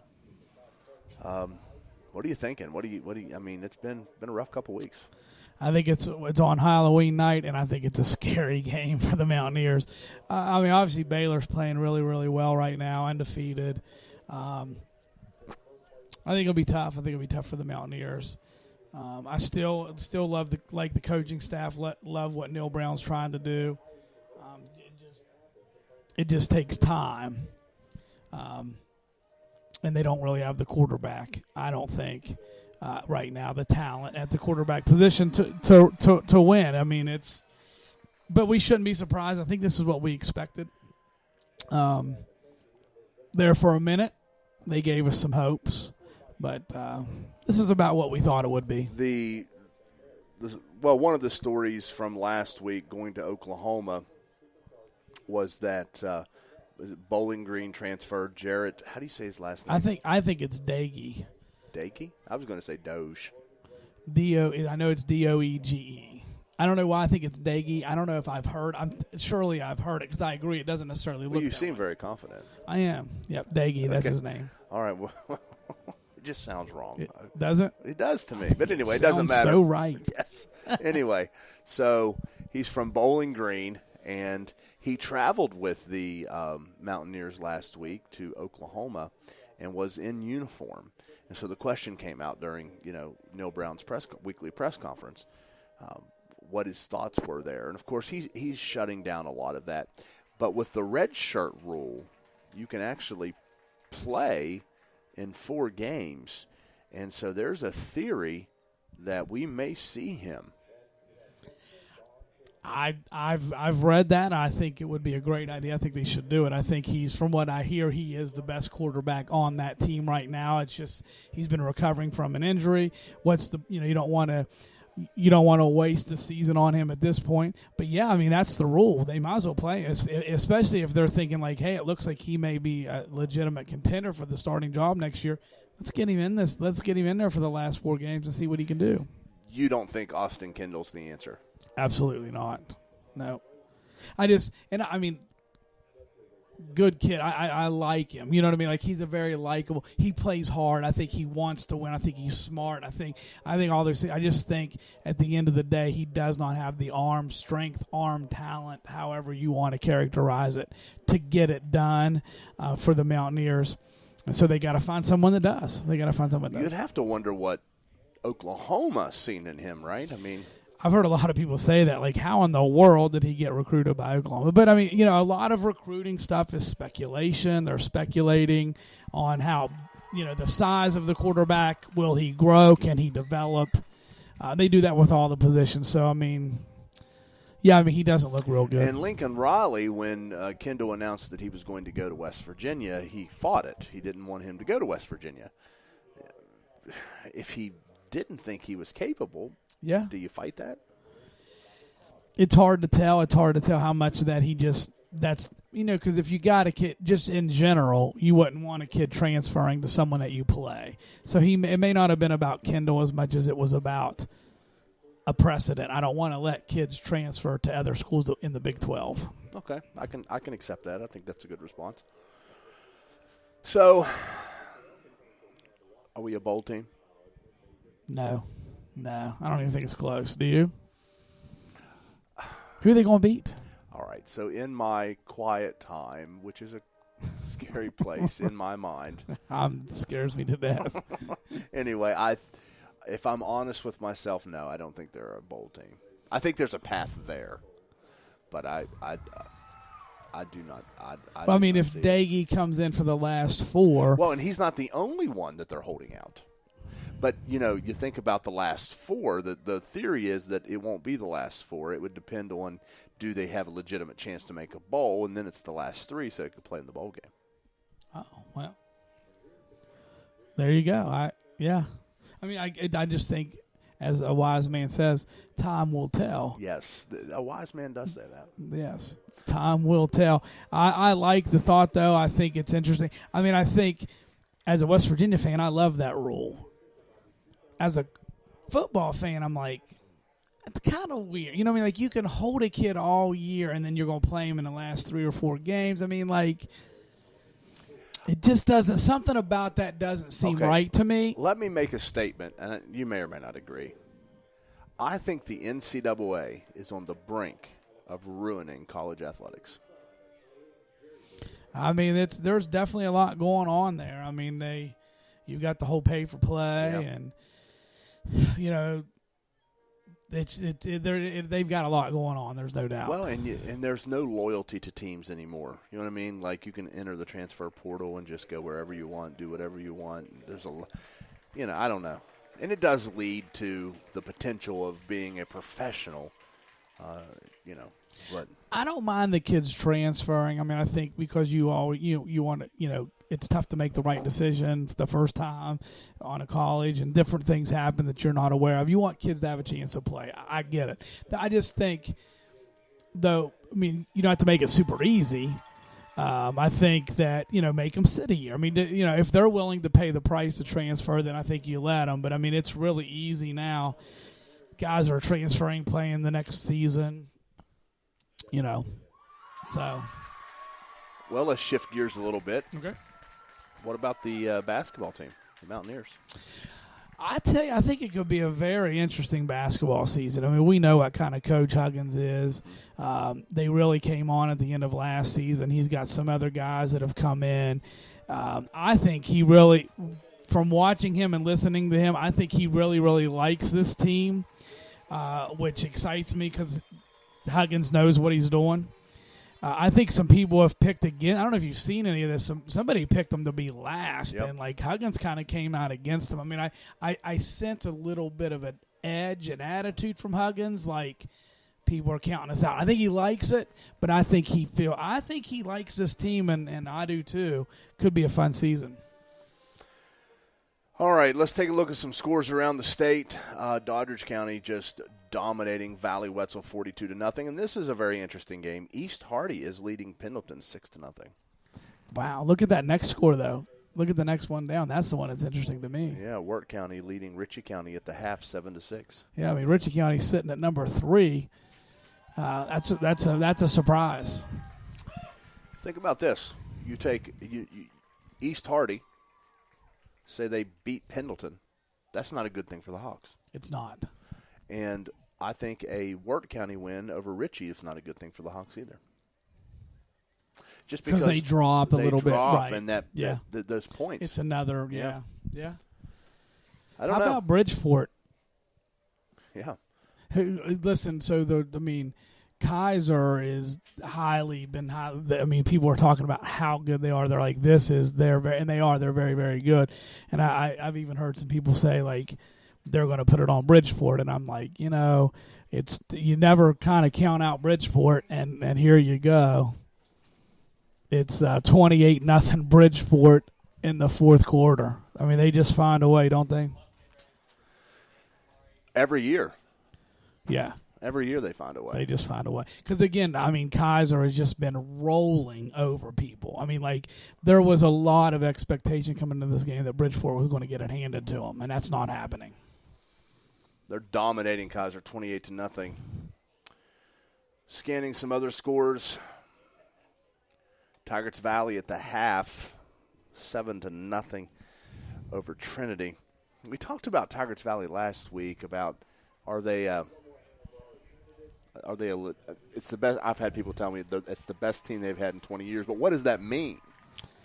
This is the first year for Trinity football. It doesn't mean a whole lot, because they've not been very good for 20-some years. But they are definitely better than they've been. I think their record made them look better than they really were because of the schedule they played. Nonetheless, for the Hawks, it's a great thing for them after getting that win and getting those points, and hopefully they can hold on and get this win against Trinity tonight. You were hopeful that Tucker could get a win against Gilmer at the half. Gilmer leads 21-8. Yeah, not looking good there. Not looking good. Absolutely not. So, Liberty Harrison leading Lincoln 21-14 at the half. That's be a good win for them as they continue their. Anytime I just read or see Liberty, the job that A.J. Harmon has done is it's amazing. Absolutely. Very impressive.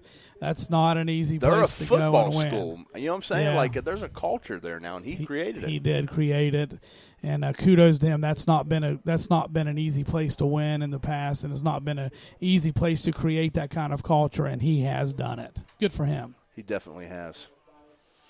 Robert C. Byrd leading 7-6. That's a first quarter score over Grafton. Moorfield, that'll be helpful, leading Petersburg 14-6. Petersburg, a double-A school. Yeah, absolutely. Every point is going to matter, especially if we don't get this win here tonight. We're going to really need a lot of help. All right, that's about all we got there. South Harrison and St. Mary's both still in the locker room. They've finished up homecoming festivities here at St. Mary's. 18-0 is the score here at the half. The story for the Hawks has been they haven't been able to get anything going. Offensively. Not a thing. The defense struggled early, but they kind of got it going a little bit more. But the offense, just nothing there. The defense of St. Mary's has keyed on Landon McFadden, obviously. I mean, he's definitely the guy to go to. So we're going to have to try to find a way to mix it up, do some things different. I think in the passing game and to the outside, if we're going to have any kind of chance in this game, and I think this opening drive of the second half is critical. You're listening to Hawk Nation. The score here at the half, St. Mary's 18, South Harrison nothing. Take a quick break. We'll be back. Richards Heating and Air Conditioning for all your heating and cooling needs. Installation and service. Phone 304-884-6400. Located in Jane Lew and serving the South Harrison area. Call Richards Heating and Air Conditioning at 304-884-6400. Visit their webpage at richardsheating.com or find them on Facebook under Richards Heating and Air Conditioning. Mountain State Land Surveying, providing boundary surveys for residential, farm, and commercial properties, along with FEMA elevation certificates and construction layout services. Mountain State Land Surveying, call 304-476-8668 for all of your surveying needs. Again, that's Mountain State Land Surveying, 304-476-8668, a proud supporter of South Harrison High School. Here at the half, St. Mary's High School. Beautiful facility, beautiful campus here. And right now, everything going St. Mary's way, 18-0. And South Harrison's going to get the football to start the second half, and they're really going to have to get something going. We've talked about it. One aspect of the offense, Danny, that we haven't seen, this evening has been Jaron Robinson and his running ability. Right. Not at all. They did attempt to run the option play the one time down here, but it was deep in their own territory on a 3rd and long. He was unable to get, any kind of traction. But yeah, I'd like to see him with, get some carries, some touches, use McFadden as a decoy in those situations, get him going one way, Robinson faking and going the other way. And but again, some passing, some different things. So definitely, as you said, I believe going into the half, try to find a way to add a few wrinkles to what they're doing offensively, because right now they're just kind of stalled. They did have the one pass out to Landon McFadden that slipped through his hands. He almost, like you said when we were covering it, that he almost made a really good play. But I think they want to come back to that play. I mean, they just didn't quite have the time, protection-wise. Maybe they slide someone over, have an extra back in, something to try to pick up that blitz and get it to the outside to McFadden. We're going to see. I mean, they're definitely going to have to do some adjusting. St. Mary's back out on the field warming up. Coach Underwood taking his time with his athletes. I'm sure tweaking some things, working on some things, discussing some things to try to get back in this football game. And, again, South Harrison's defense in the first half really did settle in, and they made the adjustments necessary. But when that had happened, they were already down by 15, which, that's tough. Oh, it is, and this is a good. I mean, let's give some credit to St. Mary's. They're a good football team. We said it coming in. They're a playoff caliber playoff team, and who knows how far they can go. I mean, I've been very impressed with their passing game. Their quarterback's good. Their receivers are good. They've executed it well. South Harrison's done a decent job with their running game, but just they got a lot of team speed. We talked about the speed and quickness of St. Mary's, and so again, South Harrison's going to have to do some things, especially on the offensive side, something different to try to get things going in their way. Absolutely. Coach Underwood and his staff leading the team out here now at the end of the half as the Hawks going to try to get back into this football game. St. Mary's did a good job of mixing up formations. Definitely. They had a lot of different formations. They did a lot of different looks. I mean, you kind of felt like I'm not sure what they're going to do on any of these plays. I mean, they did primarily throw, but I mean, just a lot of different looks. I think it's kept the Hawk defense on their heels. And I mean, I've been very impressed with them as a team overall, but especially on the offensive side. Well, let's rehash a conversation as we're awaiting the second half to begin. Something we talked about. We've talked about it in the pregame. We've talked about it, sparingly throughout the game. The importance of this contest for the Hawks. What it looks like if they don't get this win, they're likely going to finish 6-4. And they're in real danger here tonight. I mean, you said this is a playoff game. I think it is. I think if they don't get the win, I don't think they get into the playoffs. That's not a guarantee. A lot of things can happen. We got a couple weeks. You're going to sit there and hope that things bounce your way, and they could. I just think it's a long shot. But they really needed this win tonight. It's going to be a tough, down 18-0 on the road to a very good St. Mary's team. It's going to be a long uphill battle to try to come back. But again, this first drive, if they could get something going, if they could get something going and get some points on the board, the way the defense had kind of gotten their footing a little bit better, then we may have a ball game. Do they have to? I mean, I know officially they don't have to, but how important is this first drive? I mean, it's crucial, right? Critical for sure. I think so. I think they're, they really want to approach this like the playoffs are on the line with that drive. And again, I mean, so many things can happen, but they need if they want to get back in this game, I think they really, really need to get some points on this opening drive. We've seen South Harrison athlete who was injured in the first half. That was number 31, Zachary Hogsett. He had some assistance. It looked like a foot or an ankle injury as he was making his way off the field there at the end of the first half. And he's really developed into a really nice, strong player for the Hawks. So, this team doesn't have a tremendous amount of depth, so any type of injury like that obviously will be felt. They're already playing without Hunter Bunch, who had a broken arm. And so, when you start getting into, you're talking playoffs, you're finishing out the season, injuries definitely come into play. Jaron Robinson getting his warm-up snaps over there to start the second half. And St. Mary's, one thing they have done really well, they know where Landon McFadden is on the football field. And South Harrison, I think, is going to have to find a way to get other players involved, whether it be Haddix, Robinson, whoever. They got to find a way to do that. I agree. There's no doubt about it. And then when they get it to McFadden, they're going to have to do it in creative ways and try to get him out on the edge. I think St. Mary's has pretty much come in defensively with the game plan, saying we're not going to let him beat us up the middle. And they've taken that away pretty much completely.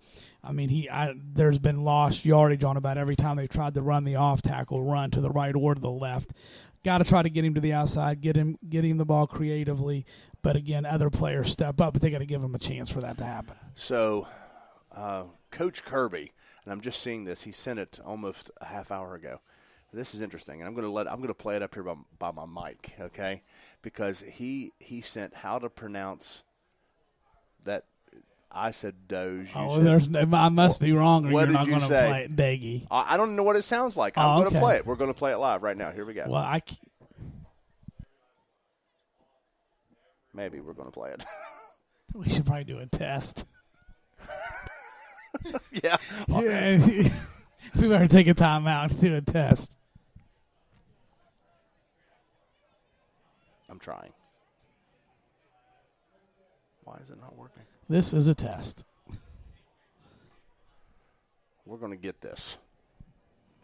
I can't wait to be right. I'm interested. I'm actually afraid. For the sake of full transparency, I actually said I have no idea how to say it. Yeah. But you said it, Daggy? Daggy. I think that's how you say it. Okay. I don't know why. I can't. I don't know that I can thought reference. It was something like Doge. Okay. You think he's like French? That sounds French. I don't know. Well, what is Daggy? I don't know. I really don't know. French. Jeez, oh, Pete.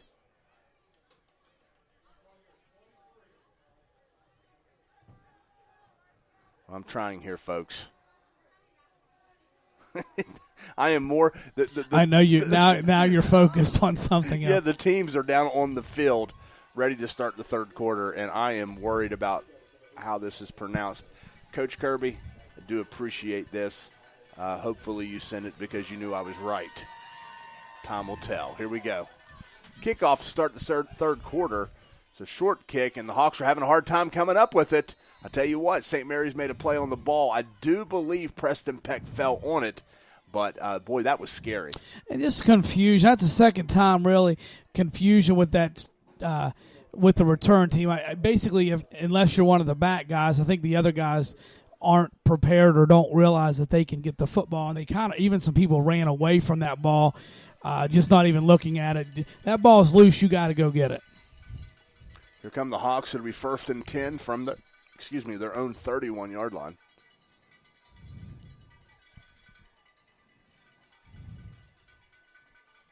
Snap comes back. Toss to McFadden, tries to get to the outside. It's covered well. He's going to lose some yardage on the play. Yeah, I mean, I mentioned going to the outside, but again, you're just going to have to mix it up on 1st and 2nd down. Use McFadden more as a decoy on those downs. Do something different. Oh. I think it said Dogie. No, it said Doge. Doge. I was right. Coach Kirby? Do we have the correct pronunciation of your name? How do we know that he doesn't say it differently? Is that specifically for that person or just in general? We'll rehash it here in a few moments. 2nd down and 15 from the 26. Handoff to McFadden. And stuffed again. Gain of 1 yard. Just disappointing. I mean, you had halftime. You clearly got to make some kind of adjustments. And, to come out and basically run the 2 plays you ran anyway that with limited to zero success in the first half, I mean, you got to come out with some other kind of wrinkle. This is a critical drive. Maybe the playoffs are on the line here. It's time to do something different, and there's not a better time to do that than coming out of the locker room when you had plenty of time to make adjustments. 3rd down and 13. Snap back. Robinson rolls to his right, looks to pass it up the field. He does. It's caught by number 2, Caden Ryan, but the gain is about 7, and it's going to be 5 or 6 yards short of the first down marker. I mean, I like that play on first down. I mean, it gets you ahead of the chains a little bit, maybe even a little more success when the team's not expecting you to pass it. Again, just a disappointing 3 and out here for the Hawks, and just kind of really didn't see any adjustments on that drive.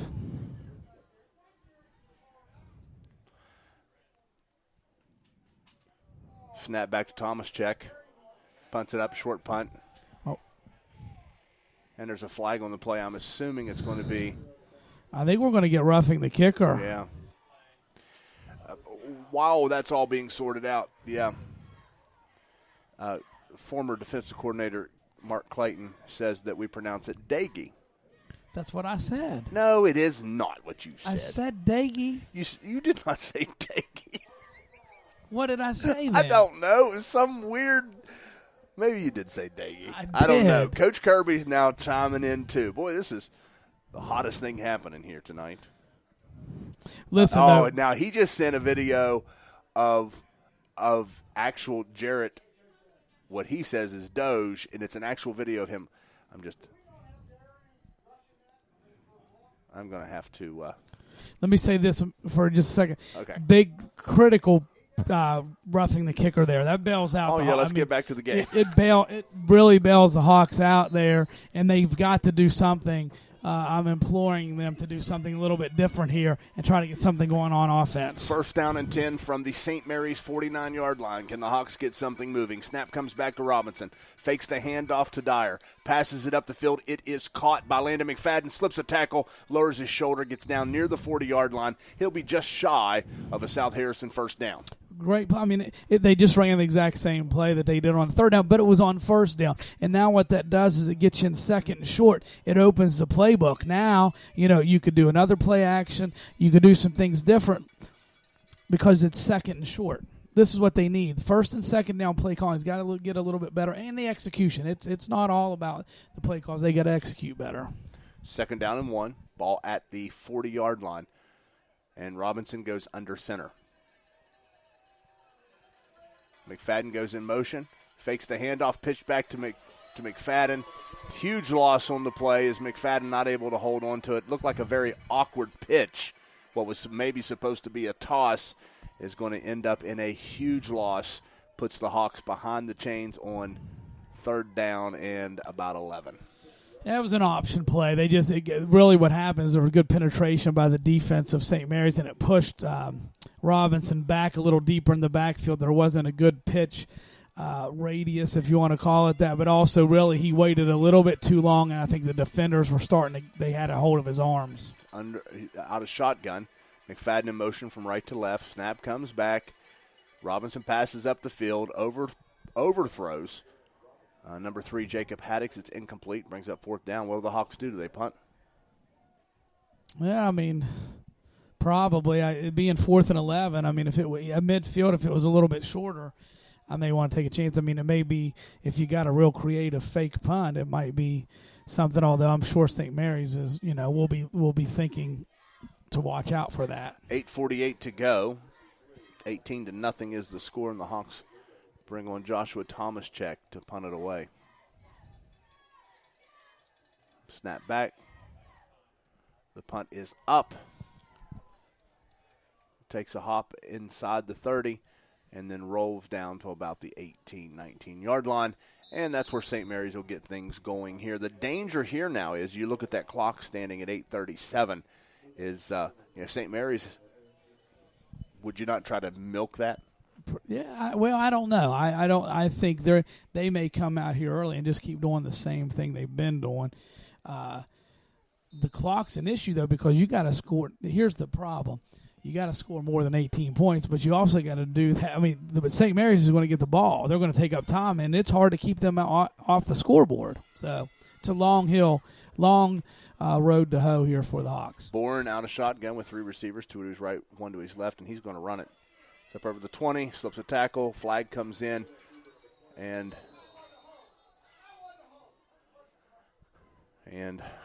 According to the coaching staff beside us, it's a hold against St. Mary's. As you can imagine, they were none too happy about it. It is, in fact, a hold.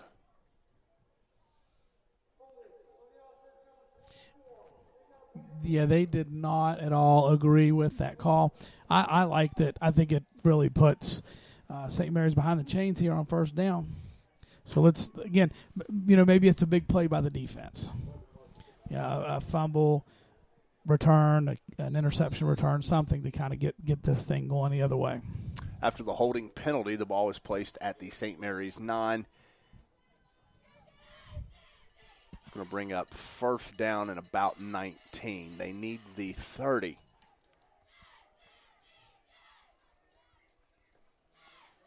Bourne passes. Oh. Just outside the reach of the intended receiver, number 4, Williams, still incomplete. Second down.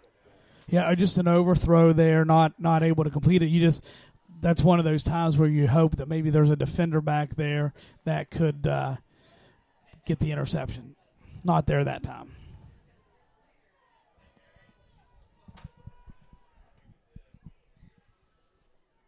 Snap back. Bourne looks to pass it again. He's got a man open. Into the hands of the receiver, number 18, Willie Hauser. No, correction. I don't know why I keep calling that 18, but it's 80, Logan White.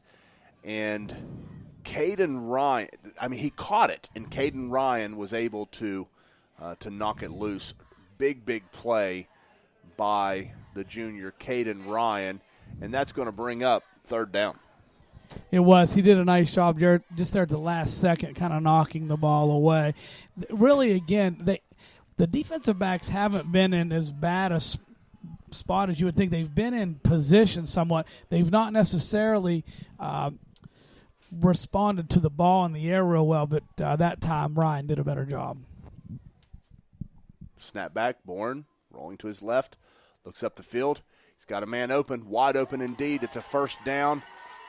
Landon McFadden able to bring him down. The receiver there, number 13, Jason Clayton, gets all the way up to about the 38-yard line, and it's first down. This is a good St. Mary's football team. It's a play. We said it, somewhat speculation that they're a playoff team, but they definitely are. This is a team that they can get into the playoffs and they could probably make a little bit of noise. I've been impressed with their ability to throw the ball. Good quarterback, good receiver, good receivers. Nice looking team. First down and 10, 38-yard line. Fakes the handoff to Long, passes up the field. Once again, the target there, number 80, Logan White, is incomplete. Second down.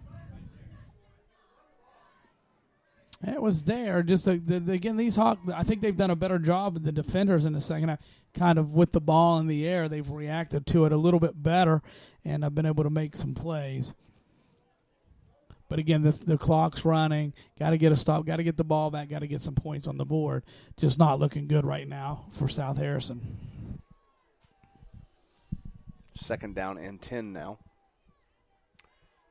Bourne back under center. Drops back. He's going to roll. He's got a man wide open. And he throws it into the hands of number 14, Landon McFadden. Interception. He's trying to find a lead blocker, directing traffic while he has the ball, slips a tackle. He's in past midfield to the 40, dives inside the 40-yard line. Tremendous play, and that's exactly what the Hawks needed, Danny. You called it. South Harrison's defense needs to step up and make a play, and no one – there's a flag there as well, but Landon McFadden able to do that. Yeah, you get and it was a great – you get the interception turnover, but he had the ball in open space, which is great because he can make some plays. I think maybe there's a late hit there at the end of the play that may help him even more. A face mask. Big play there by Landon McFadden, and then a penalty. It's going to move the chains closer to the end zone. Yeah, you said, hey, will they come out maybe a little more conservative, maybe run some clock? I didn't think they would, and they definitely didn't, but they may be second-guessing that strategy now after the turnover because they clearly were just They're still throwing the ball down the field, but it did not end well that time for them. And now the Hawks are in business, and they've got to convert here, Tom. They got to get in the end zone. First down and 10 now from the St. Mary's 22-yard line. Out of the pistol, snap comes back. Robinson with a toss. That's back to Haddix. Haddix gets to the outside, down inside the 20 to about the 18, and the Hawks look to be in business as they're moving the football now.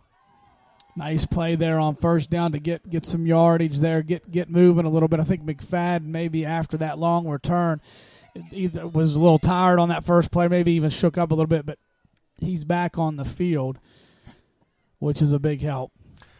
What I was so impressed with, as soon as he intercepted that football, he just starts pointing and directing traffic and telling, go block, be here, and he just followed his blockers. He knew this. We need something here. This is a chance. McFadden now in at the quarterback position. Snap back, he's going to keep it, following the block of Preston Peck.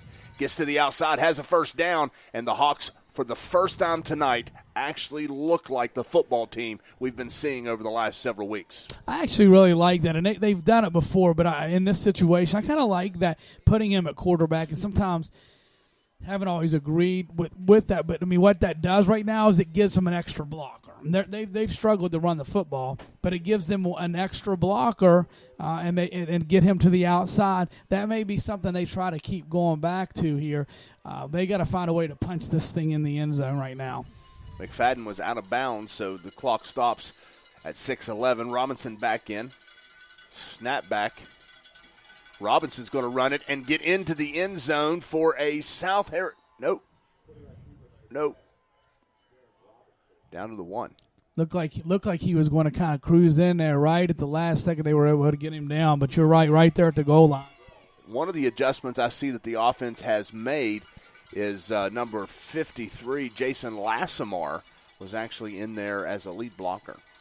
Yeah, I think that's a nice adjustment. It's definitely something here is working a little bit better, and I just think the momentum and excitement of getting the football in good field position. Correction, that is 52, Christopher Stanley. Robinson runs and gets into the end zone. 5:28 to go here in the third quarter. South Harrison able to finally get on the board. And I'll be honest with you, momentum seems to have shifted to the side of the Hawks. Definitely the first time in this ball game where you feel something positive and some sort of chance here in this. And I think this is a really big 2-point conversion just to keep this thing going, get the score a little bit closer. And we'll see what kind of play they come up with. But that was a big interception by McFadden. Really good return on the play. Critical. Maybe a season-changing type of thing. Hawks going to go for 2 here. Looks like there's some confusion out there. Play clock at 1. Snap back, fakes the handoff.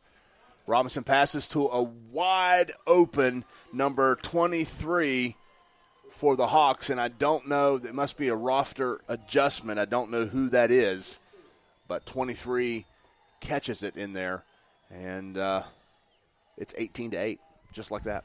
Just like that, yeah. I mean, we exactly what we are needing. We're hoping, hey, can the defense, somebody do something? They did. It was in the form of McFadden, made the biggest play of the night actually on defense, but they were able to punch it in. So here we go. I mean, I think we got a ball game. 18-8 is the score. South Harrison on the move. Richards Heating and Air Conditioning for all your heating and cooling needs. Installation and service. Phone 304-884-6400. Located in Jane Lew and serving the South Harrison area. Call Richards Heating and Air Conditioning at 304-884-6400. Visit their webpage at richardsheating.com or find them on Facebook under Richards Heating and Air Conditioning. Mountain State Land Surveying, providing boundary surveys for residential, farm, and commercial properties, along with FEMA elevation certificates and construction layout services. Mountain State Land Surveying, call 304-476-8668 for all of your surveying needs. Again, that's Mountain State Land Surveying, 304-476-8668, a proud supporter of South Harrison High School. 5:28 to go here in the third quarter. 18-8 is the score as Caden Ryan kicks it and attempts an onside kick, and I think the Hawks might have got it. Let's see. They're fighting over the football, but the Hawks may have recovered this onside kick. Let's see. No. Wow. I really thought it was close. The South Harrison sideline thought the exact same thing, and I'll tell you, I think maybe 23 might be Levi Swagger. I could be wrong, but I think that's the case. And he was in there to make a play on the ball. Boy, that's close. That would have been big. Very big to get it back. Of course, now they got good field position, but I'm okay. You got to take a chance. I don't have a problem with it. The bottom line is you got to make a stop on defense, whether it's at the 20 or the 50. It doesn't matter. Ball at midfield. Let's see what St. Mary's does here. Up 18-8. Drop back. Handoff to Long. Slips a tackle. And it's going to be wrapped up low by number 12, Preston Peck, but not before a gain of about 7. That's a good first down run. They've not had a ton of success running the football, but they'll take that for the rest of the game. There's no question about it. But this Hawks defense, they made a big play last time out. See if they can make another one here, whether it's just through getting a stop or getting another turnover.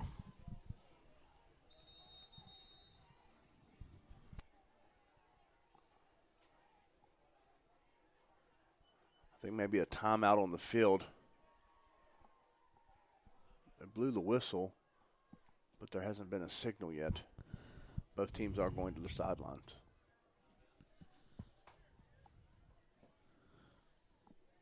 I don't know. Something. They keep looking I down. don't know if it's the play clock, if they're having issues with the play clock. I think they're having issues with the play clock. Because it was definitely an official's timeout. He was calling. It wasn't anything by either team. Yeah, I think it was a play clock malfunction. They may be deciding to go ahead and take care of that on the field with the officials without using the actual play clock.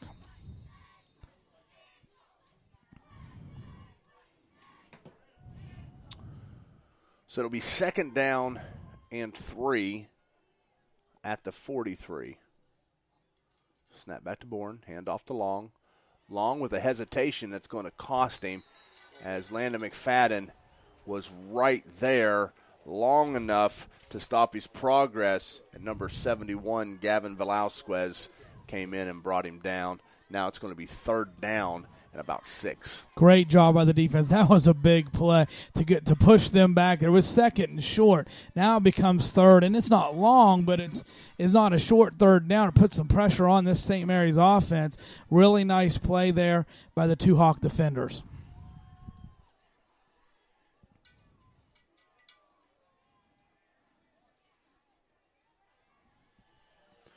Bourne's going to pass. It's a high pass, incomplete, and the Hawks are able to hold him there. It's going to bring up fourth down, and I assume a punt. Great job. Hey, I mean, it looks like you're going to get the ball back. I will say this. I would be real cautious of a fake. I mean, just really keep your eye. I'm not saying they're going to, but I'd be really keeping your eyes open if you're South Harrison that they don't try to fake this. Fourth down and 7. They do indeed punt, and it's a good one. Fair catch at the 5, and he drops it. St. Mary's falls on top of it. And that is absolutely wow. Here's the thing. He just should have got out of the way. Should have not even catch it. He was inside the 5-yard line, and that's something from a coaching perspective. I think what they're going to say, though, here's what's going to happen. They're going to say they blew the whistle, because I think he did. It's like he blew it dead because he thought he caught it, and then it came out. They're giving it back to South Harrison. And the coaching staff is flipping out. They're going to redo the whole play. What's the call? We're looking for guidance from the field. Not sure what the call is there. Wow, I thought they just said that he blew the whistle because it kind of looked like he did because the ball scored it out at the last second. So what would the call be that gives them a chance to repunt this I have here? no idea. But here we go. And Get away from it. he fair catch again. And this time he holds on to it right around the 13-yard line. Yeah, I mean, at that point, I mean, he did that was a little bit outside the 10. I mean, typically they say, you know, if you're at the 10 and it goes over your head, let it go. He was at the 5 or even the 3-yard line. You definitely want to let it go. It is what it is. They were able to dodge a bullet there. They got the ball back. And now here's this offense. See if they can come up with something else, some other kind of wrinkle, because another score here, and they're absolutely in the ball game. A listener asked the question, an inadvertent whistle, maybe. I think that's probably what happened. Yeah, but they made them redo the whole play. Maybe it happened on the play. Snap back to McFadden, throws it up the field, and incomplete to Jacob Haddix. Okay, so Coach Kirby sent me another text. Okay. Because I couldn't get that video to work. And so I was like, you know, what are you trying to say here? And it is Dakey. Yeah, well, I tell you, it feels so good to be right. That's twice tonight, isn't it? I wonder if you'd fit through that window right there. Probably. Because we're about to find out. 2nd down and 10 for the Hawks from the 13. Looks like McFadden just runs ahead up over the 15.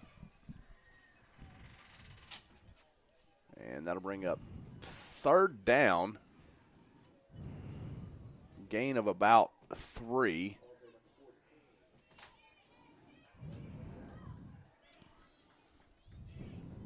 Big 3rd down. Got to convert here. Whatever kind of pass play or play that you have in the playbook that maybe they haven't seen yet to try to get this 1st down, they need it.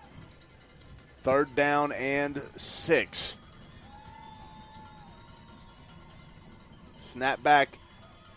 McFadden fakes the run and then passes it up the field to a wide open Jacob Haddix, who catches it and then fumbles it, and they're going to call it incomplete. Oh, I don't know. I mean, I think he caught it and then the ground knocked it out. I mean, looked like he took a couple steps, don't you think? He definitely did, and then took a hit and was brought down and fumbled it, and then Preston Peck fell on top of it, and they're going to call it incomplete. I don't like that call. Nah, I felt like he caught it, then the ground caused it. I don't know. I mean, I know. He took 2 steps. He made forward progress with that football. Yeah, I don't know that, you know, and I don't know that it's the same kind of NFL rules that you got to complete it all the way through the ground. He caught that and took a couple steps. All right, so I think South Harrison is playing better football than St. Mary's is in the second half. Would you agree with that? Yeah. Yeah. The problem is they're trailing by 10 and running out of time. Yeah, they just dug a hole those first 2 drives by St. Mary's offensively, and just then the fact that South Harrison on the offensive side hasn't been able to get anything going. That was a big play. It's a shame there's not instant replay. I really feel like he caught that and took a couple steps, and then the ground caused it. I don't know how they can call that. I thought maybe they can't call it a fumble because the ground caused it. I'm shocked that they were even calling it an incompletion. I didn't see it that way. Nice pass by McFadden, though. Brings up 4th down and 6 with 2:37 to go here in the 3rd quarter. Again, the score 18-8. And Thomas Check standing at his own 5. They're going to fake it. Robinson, snap back to Robinson, passes out to McFadden. McFadden can't hold on, and the Hawks are going to give the football to the Blue Devils at their own 16-yard line. Thoughts? A lot of thoughts. I guess, if you're going to fake, they're definitely not expecting it in that situation. Because why would you do that deep in your territory? Which is my question. Why would you do that so deep in your own territory? that being the other problem is McFadden wasn't even by the sticks. Like had he caught that, I don't know that he would have got the first down anyway. Bourne fakes the handoff to Long, rolls out, passes up, has a man. That's Clayton. That's caught, lowers his shoulder inside the 10, gets down to about the 7. And, I had just said I thought South Harrison was playing better football than St. Mary's in the second half. But, St. Mary's definitely now has that momentum. Yeah, that's a dangerous thing. It is. The major. I mean, they took a big chance there, and I get it. They felt like they needed to. It didn't pay off. St. Mary's doing what they can now to try to make them pay for that. 2nd down and 1 from the 7. Out of the pistol, 4 receivers, 2 to the right, 2 to the left. Long in the backfield. Bourne keeps it, runs straight ahead, has a first down near the 5-yard line. He is tackled there by number 53, Jason Lassamar. And Preston Peck also in there on that tackle.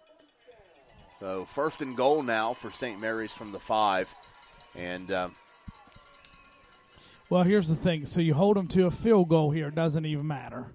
You can't. If you hold them to a field goal, it's still 2 touchdowns to win. So whether they either a 0 or a field goal, you're still in this game, is what I'm trying to say.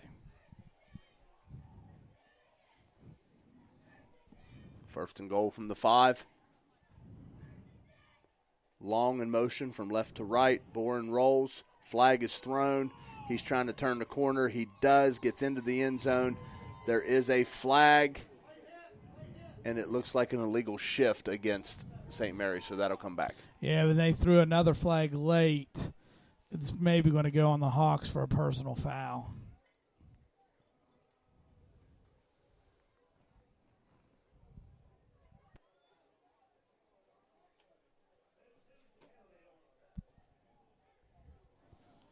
Officials talking about it, but I think it's going to end up helping St. Mary's at the end, although it does keep them out of the end zone for the touchdown.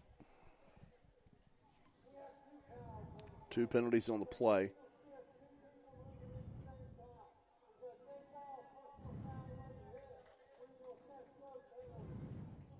What do you say? It's an illegal shift, personal foul against the Hawks. So they'll mark off the 5 yards against St. Mary's, and then it'll be half the distance to the goal, which is 5 yards. Puts it back on the 5, basically. I mean, what happens there is it's no touchdown. Lost it down? No. They'll redo the play. Yeah. So 1st and goal from the 5.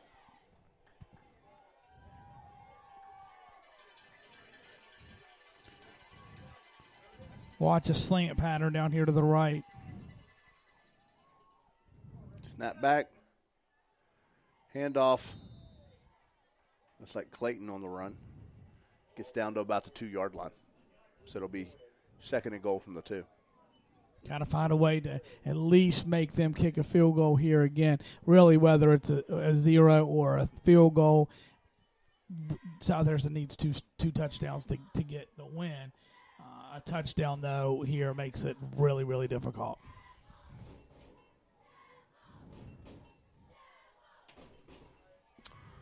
Second down and goal from the 2. Under 30 seconds to go here in the 3rd quarter. Long in motion, gets the handoff. No, yes, and is stuffed. Maybe a gain of a yard. It's going to bring up 3rd and goal. So you talked about it if you could hold them to a field goal. Still got it. It's a 2-score game now. It'll still be a 2-score game.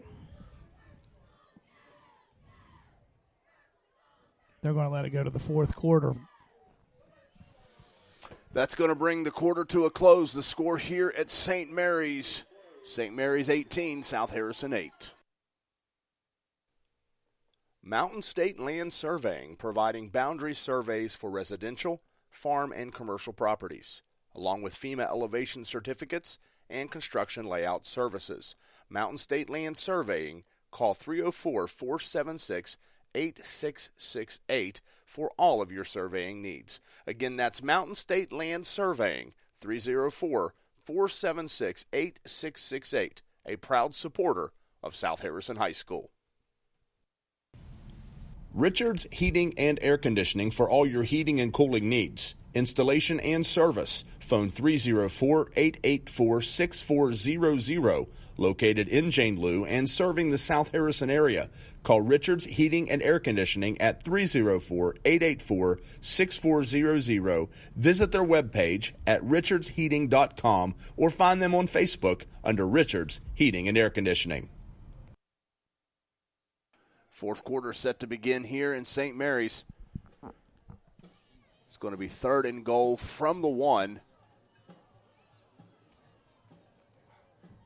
After the fake punt attempt from their own 16, St. Mary's started with tremendous field position. And if they can punch this into the end zone, you would have to believe could be the final nail in the coffin. Boren with a quarterback keeper. And that quarterback sneak gets him a touchdown. Makes things a great deal harder for the Hawks. 24-8 awaiting an extra point attempt.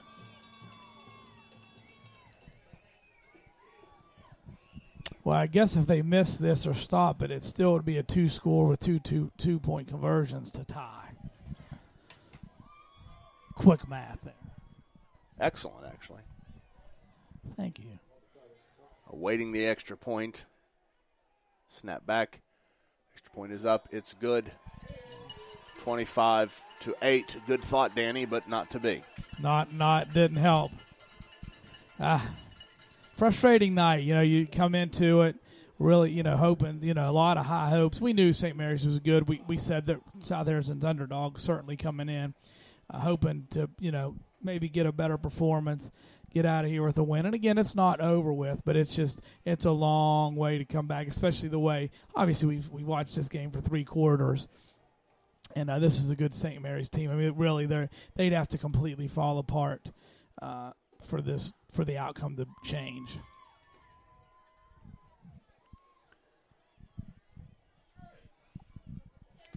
(25-8), 11:57 to go in the contest.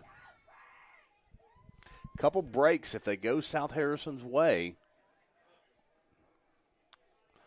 And still, if you think about it, St. Mary's jumped out with those 2 scores to start. It's been pretty even since then. Yeah, it has. I mean, they definitely – I think this is still – you're still talking about a team that when you compare to last year, the amount of improvement, you compare them even to the early part of the season, the improvement. They're still young. They're still learning. This is the kind of game that does help them in the future, probably, next season as they continue to grow as a new program under Coach Underwood. Kickoff. South Harrison having a ton of problems on the kickoff return as it got into the hands of, really in the feet of Christopher Stanley. He was able to fall on top of it. And it looks like the Hawks will start at their own 34-yard line.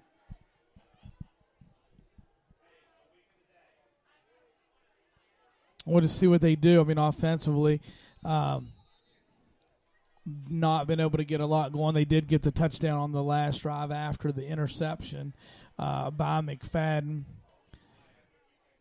And but overall in the night, St. Mary's has won this battle in offense versus defense. Out of the pistol. Snap back to Robinson.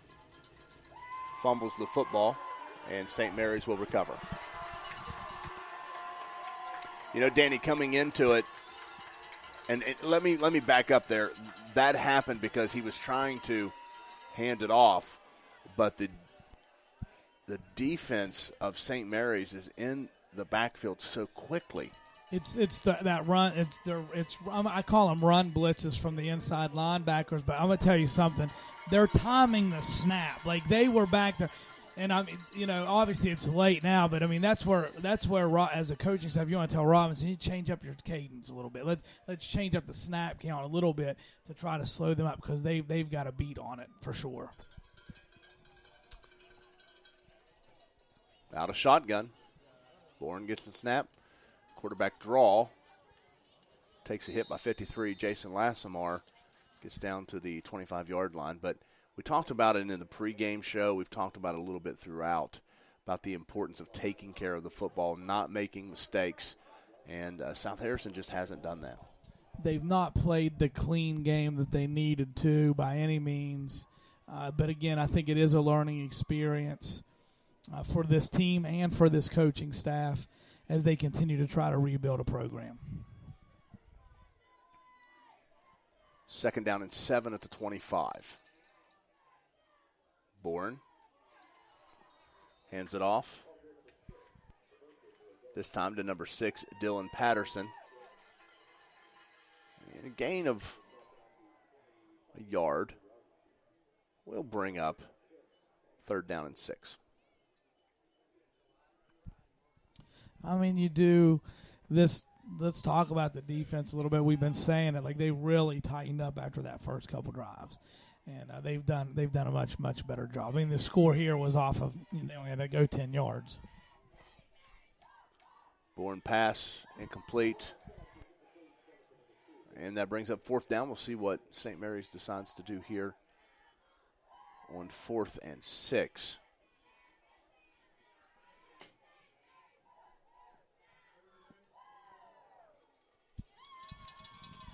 I assume they'll go for it. I don't know that their kicker has that strong of a leg to kick that long of a field goal. It'll be about a 39, 40-yard field goal. Looks like they will go for it indeed.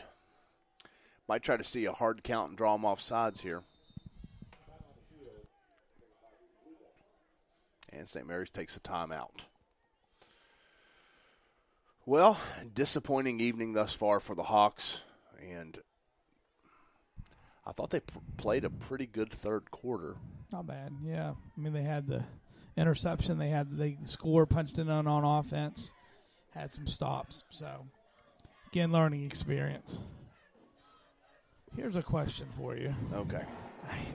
You have a smirk on your face, so who knows where this is going. Well, I don't know that we've ever talked about this before. We probably have. I've certainly thought about it, but it's the Blue Devils, but they're purple. Yeah, I thought about it at the beginning of the game. I've thought about it a great deal. That's a little. I struggle with that a little bit. Okay, well, if you're asking me to explain, I don't have an answer. Can we get? I wonder if we could get their athletic director or someone in here to, like, if we could ask them if there's an explanation. I wonder if there. What I'm saying is there or just. I mean, I guess if that's your mascot as a color, does that bind you to be your team color? I don't know. Let's pick this conversation back up in a second. 4th down, snap back to Bourne. He's got some pressure in the pocket, takes a hit, stays on his feet, being chased from behind, throws it up the field. It is caught, and it's going to be just short of the 1st down. They may have gave it to him. They did indeed. Wow. That was a great play by the quarterback. I don't know how. I think there should have been a penalty. He bounced off of like 3 hits, right?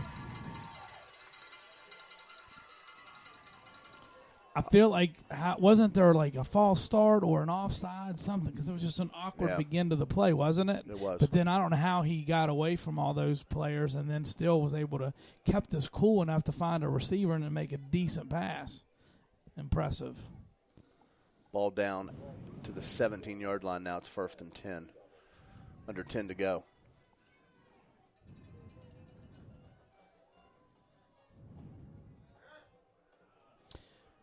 I mean, is that maybe that's not purple? It's some fancy shade of blue that I'm unaware of? On that carry, number 4, William Still. He's brought down by Preston Peck. Maybe it's like, you remember the social media thing that happened, like where some people would see one color. So maybe everyone else here is seeing blue and we're seeing purple? Well, I guarantee you one thing. The Blue Devils are seeing blue. Why? Because they're the Blue Devils. Well, okay. I don't know. I mean, if you look at the end zone, I'm going to ask somebody. It's purple. There's been 100,000 people come in and out of this room all night. You're going to grab one of them. Let's say, hey. Got a new quarterback in there. He's got a good arm, and he just threw an interception. Looks like Caden Ryan with the interception there.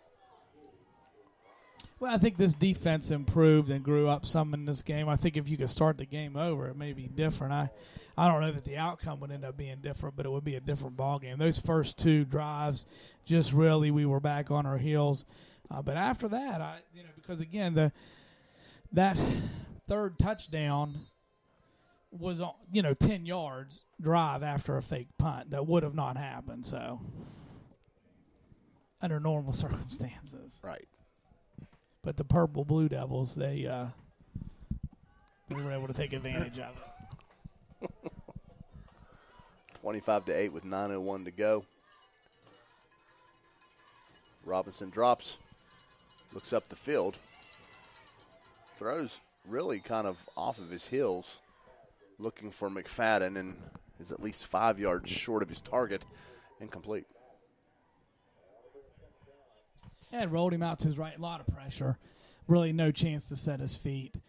He saw McFadden breaking behind the defender, but there's just no. That would be a hard throw for anybody unless you're Aaron Rodgers or Pat Mahomes. 2nd down and 10. It's very possible.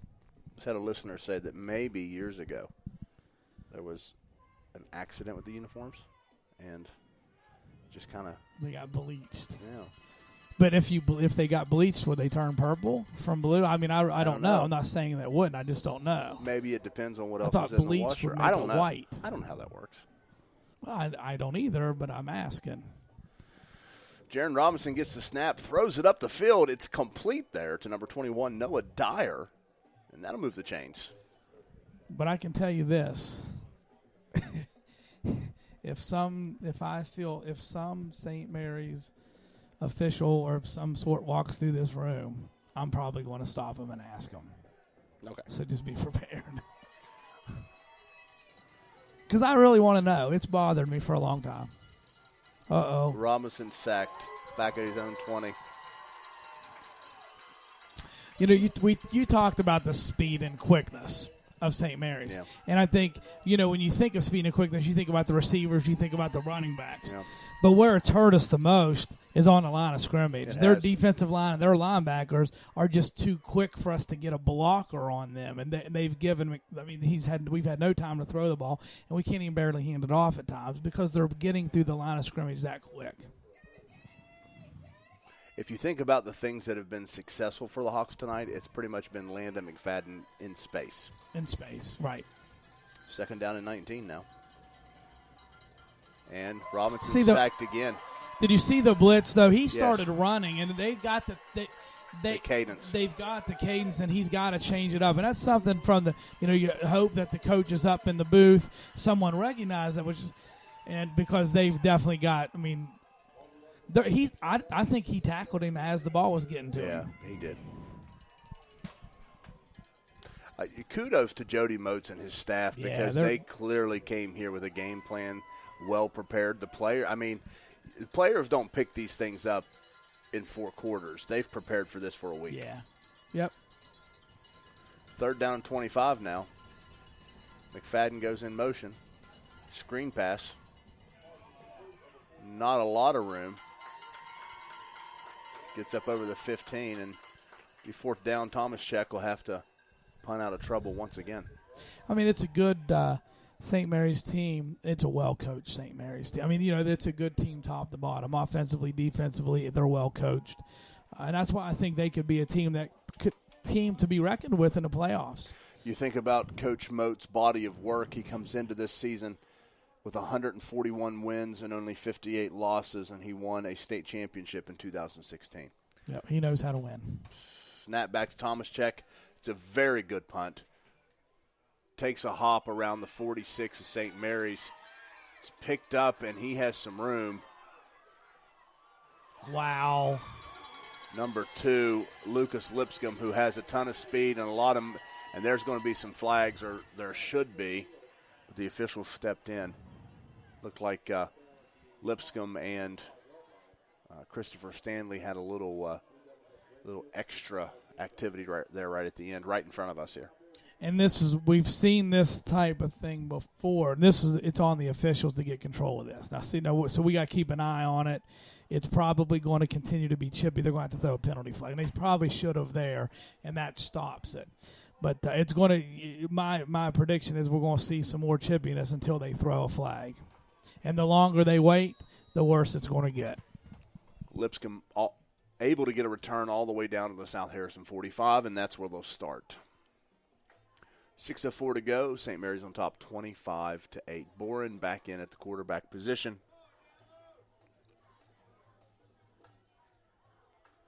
He hands it off to Clayton. Gains maybe a yard on the play. Brings up second down.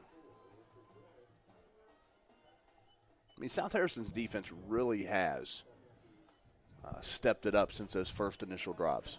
They contained the running game fairly well for the most part. It's that passing game that's hurt them. I couldn't tell if that guy was like someone else, somewhat like an official,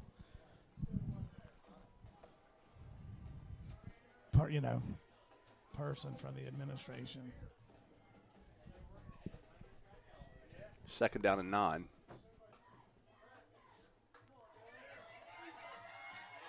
Handoff this time to number 6, Dylan Patterson. He runs all the way down near the 20, moves the chains.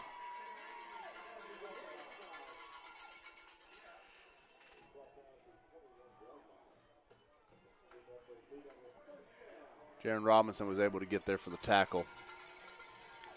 Ball's at the 21-yard line. So you said to me you were going to stop. You said there's been 100,000 people come through here. Well, 2 more just came, and you let them pass. Okay, so the first one, I could not tell if there anything to do with St. Mary's. It may have the just second one had a St. Mary's shirt on. The second one, she just looked I just felt like she looked really nice and sweet, and that I shouldn't do anything. Can we ask you a question as you're going through? Legitimate question. So it's the Blue Devils, but you guys are purple. What I mean, is there a meaning behind that? Yeah. Wow. Is that right? Well, see, we thought there could be a story. Interesting. To it. Thanks, Coach. Nice. That's awesome. That's awesome. That's cool. I thought there might be a story to it. South Harrison alum Michael Berry messages and says, years ago, accidentally bleached the uniforms, turned purple. So, turns out that he was right. He was right. That's what happened. And I feel like he was guessing. I don't think it was something he knew. And I know him fairly well. He may have been guessing, but that's a good guess, right? It was a really good guess because he was right. I told you I'd ask. Yeah, and that's right. That's an authority. Yeah, he's an assistant basketball coach. His wife is the athletic director here. And I didn't want it. I really did have the question, and in fact there was a story behind it. See, there was. Yes. Interesting. Little history lesson on St. Mary's, because I think it's different. 3rd down and 4 from the 15. Boren drops. And a flag comes in late.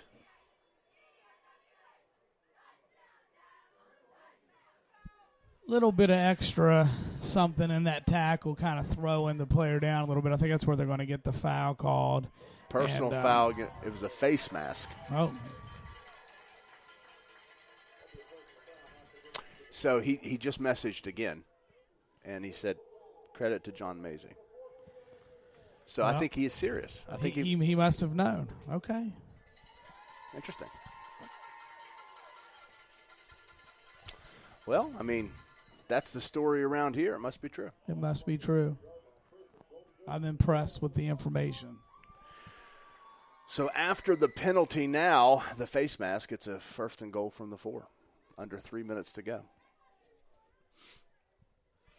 These games get to this point, not a lot to be said. I think it's a disappointing loss for the Hawks, the Hawk fans. They actually reset the ball. It was at the 4, now they've backed it up to the 8. So 1st and goal from the 8.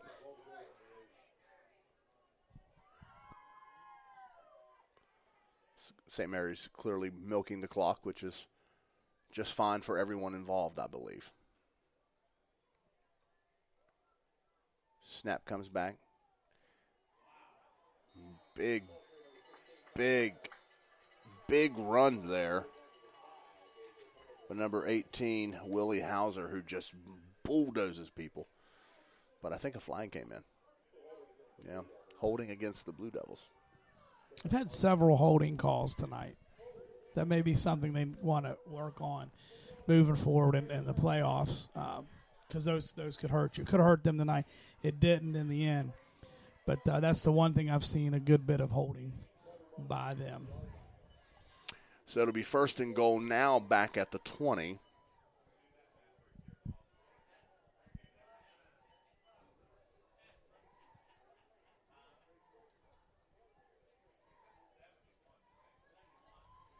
.220 to go. So now South Harrison, their destiny as far as the playoffs will be out of their hands. Snap back to Boren. Intended receiver there was number 7, Long. Incomplete. I think this, like I said, I always try to bring out some positive in it. I mean, it's disappointing. And, again, the playoff fates are not determined. We need some help. Some things can happen. You just don't know. But, I mean, listen, what an improvement overall from last season. Absolutely. It's a step forward for Coach Underwood in his second season, bringing this team to where they're in the conversation. They're in a big game like this tonight, and they are moving forward and getting better. Out of shotgun. Second down and goal from the 20. Boren's going to keep it. Spins off a tackle. And another tackle finally going to be brought down by number 53, Jason Lassimar. Now, I'll say this. I'm not quite sure why St. Mary's has their quarterback in running the football right now, up 25-8 under 2 minutes, because he's good. He is. He's legit, and he makes their team go offensively. He does. And so you don't want him to get hurt, because this team's going to probably make the playoffs and maybe do some damage. And if you have to have him in, hand it off. Just that's what, because he's a good player. I'm very impressed. Probably one of the best, if not the best, quarterbacks we've seen this season. Would you agree? I agree. Third and goal from the 18 now. He'll pass. Into the end zone. And incomplete. There was a lot of contact down there, but I feel like it's a no call, right? It was both ways. I kind of thought maybe the receiver pushed off a little bit. The fact that it went incomplete just may be a no call. Caden Ryan on coverage there. Talking about Caden Ryan and the job that he's done. I mean, I think he's a player that's kind of come out of nowhere. I don't think he played before this season, but he's someone that they have relied upon heavily, offensively, defensively, special teams, and I think he's really been someone that has stepped up for them this season.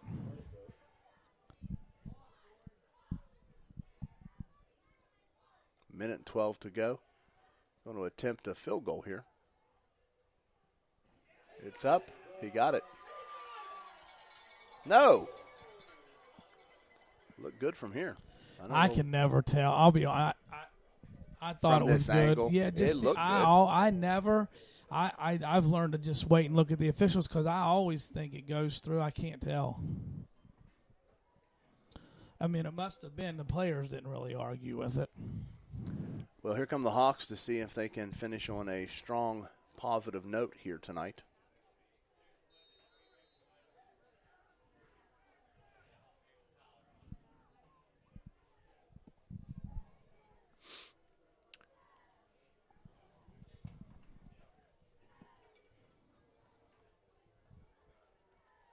Robinson still at the quarterback position, and McFadden at the tailback. Handoff to McFadden. Runs ahead for a couple. Second down. I think the difference as far as this matchup between the South Harrison offense and the St. Mary's defense has just been the blitzing linebackers. You know what I mean? They just have not haven't had an answer for that all night. They've done a good job of timing up on the snap count and just getting through there. Even making the handoffs very difficult. They're barely having time to do anything.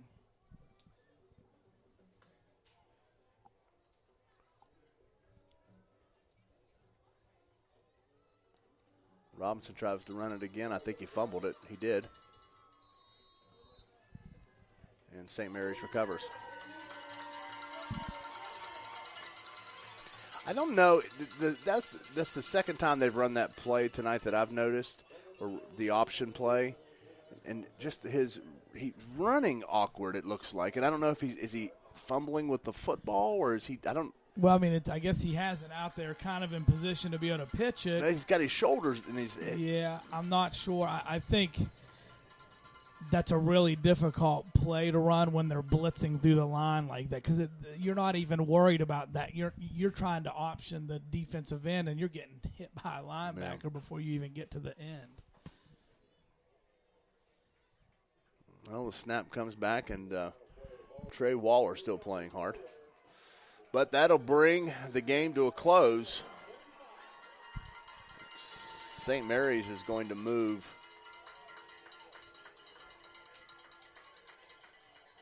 up in the polls for sure, the rankings, I should say. South Harrison's going to fall back to 500 to 4-4. The final here tonight, 25-8. We'll come back and get some final thoughts and tell you the TD Productions player of the game. Mountain State Land Surveying, providing boundary surveys for residential, farm, and commercial properties, along with FEMA elevation certificates and construction layout services. Mountain State Land Surveying, call 304-476-8668 for all of your surveying needs. Again, that's Mountain State Land Surveying, 304-476-8668, a proud supporter of South Harrison High School. Richards Heating and Air Conditioning for all your heating and cooling needs. Installation and service. Phone 304-884-6400. Located in Jane Lew and serving the South Harrison area. Call Richards Heating and Air Conditioning at 304-884-6400. Visit their webpage at richardsheating.com or find them on Facebook under Richards Heating and Air Conditioning. 25-8 is the final here in St. Mary's, and what, Danny, you described coming into tonight's game as really a playoff game for the Hawks. They come up short, and they're going to fall to 4-4. They're going to be favorites in their next two games against a one-win Sherman team and an and what is likely to be 0-8, 0-9 Tucker County team to finish the year. And then they just have to wait and see how everyone around them does. They were hoping to get this win and really control their own destiny. That is not the case. They're going to have to get help to get in. Without doing the math, my feeling is that there's not enough points out there for them to get in. I do think they're going to end up 6-4. It's a winning season. It's quite a turnaround from last year, and I don't think that should get lost in this, and we'll focus on that over the last couple of weeks. But, we'll see, though. Again, we haven't done the math. A lot of things have to play out, but they need a lot of help, and they definitely don't have control over their own destiny. All right, let's go TD Productions player of the game first for St. Mary's. Who you got? I have the quarterback, Boren. I mean, I think he makes their offense go.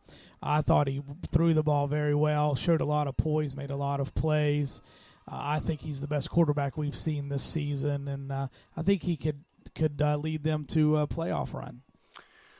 I'm going to go with number 14, Landon McFadden. Really for the same reasons that you mentioned. I think he makes us go offensively and defensively, and definitely here tonight when really there wasn't a whole lot of positive things happening on the field.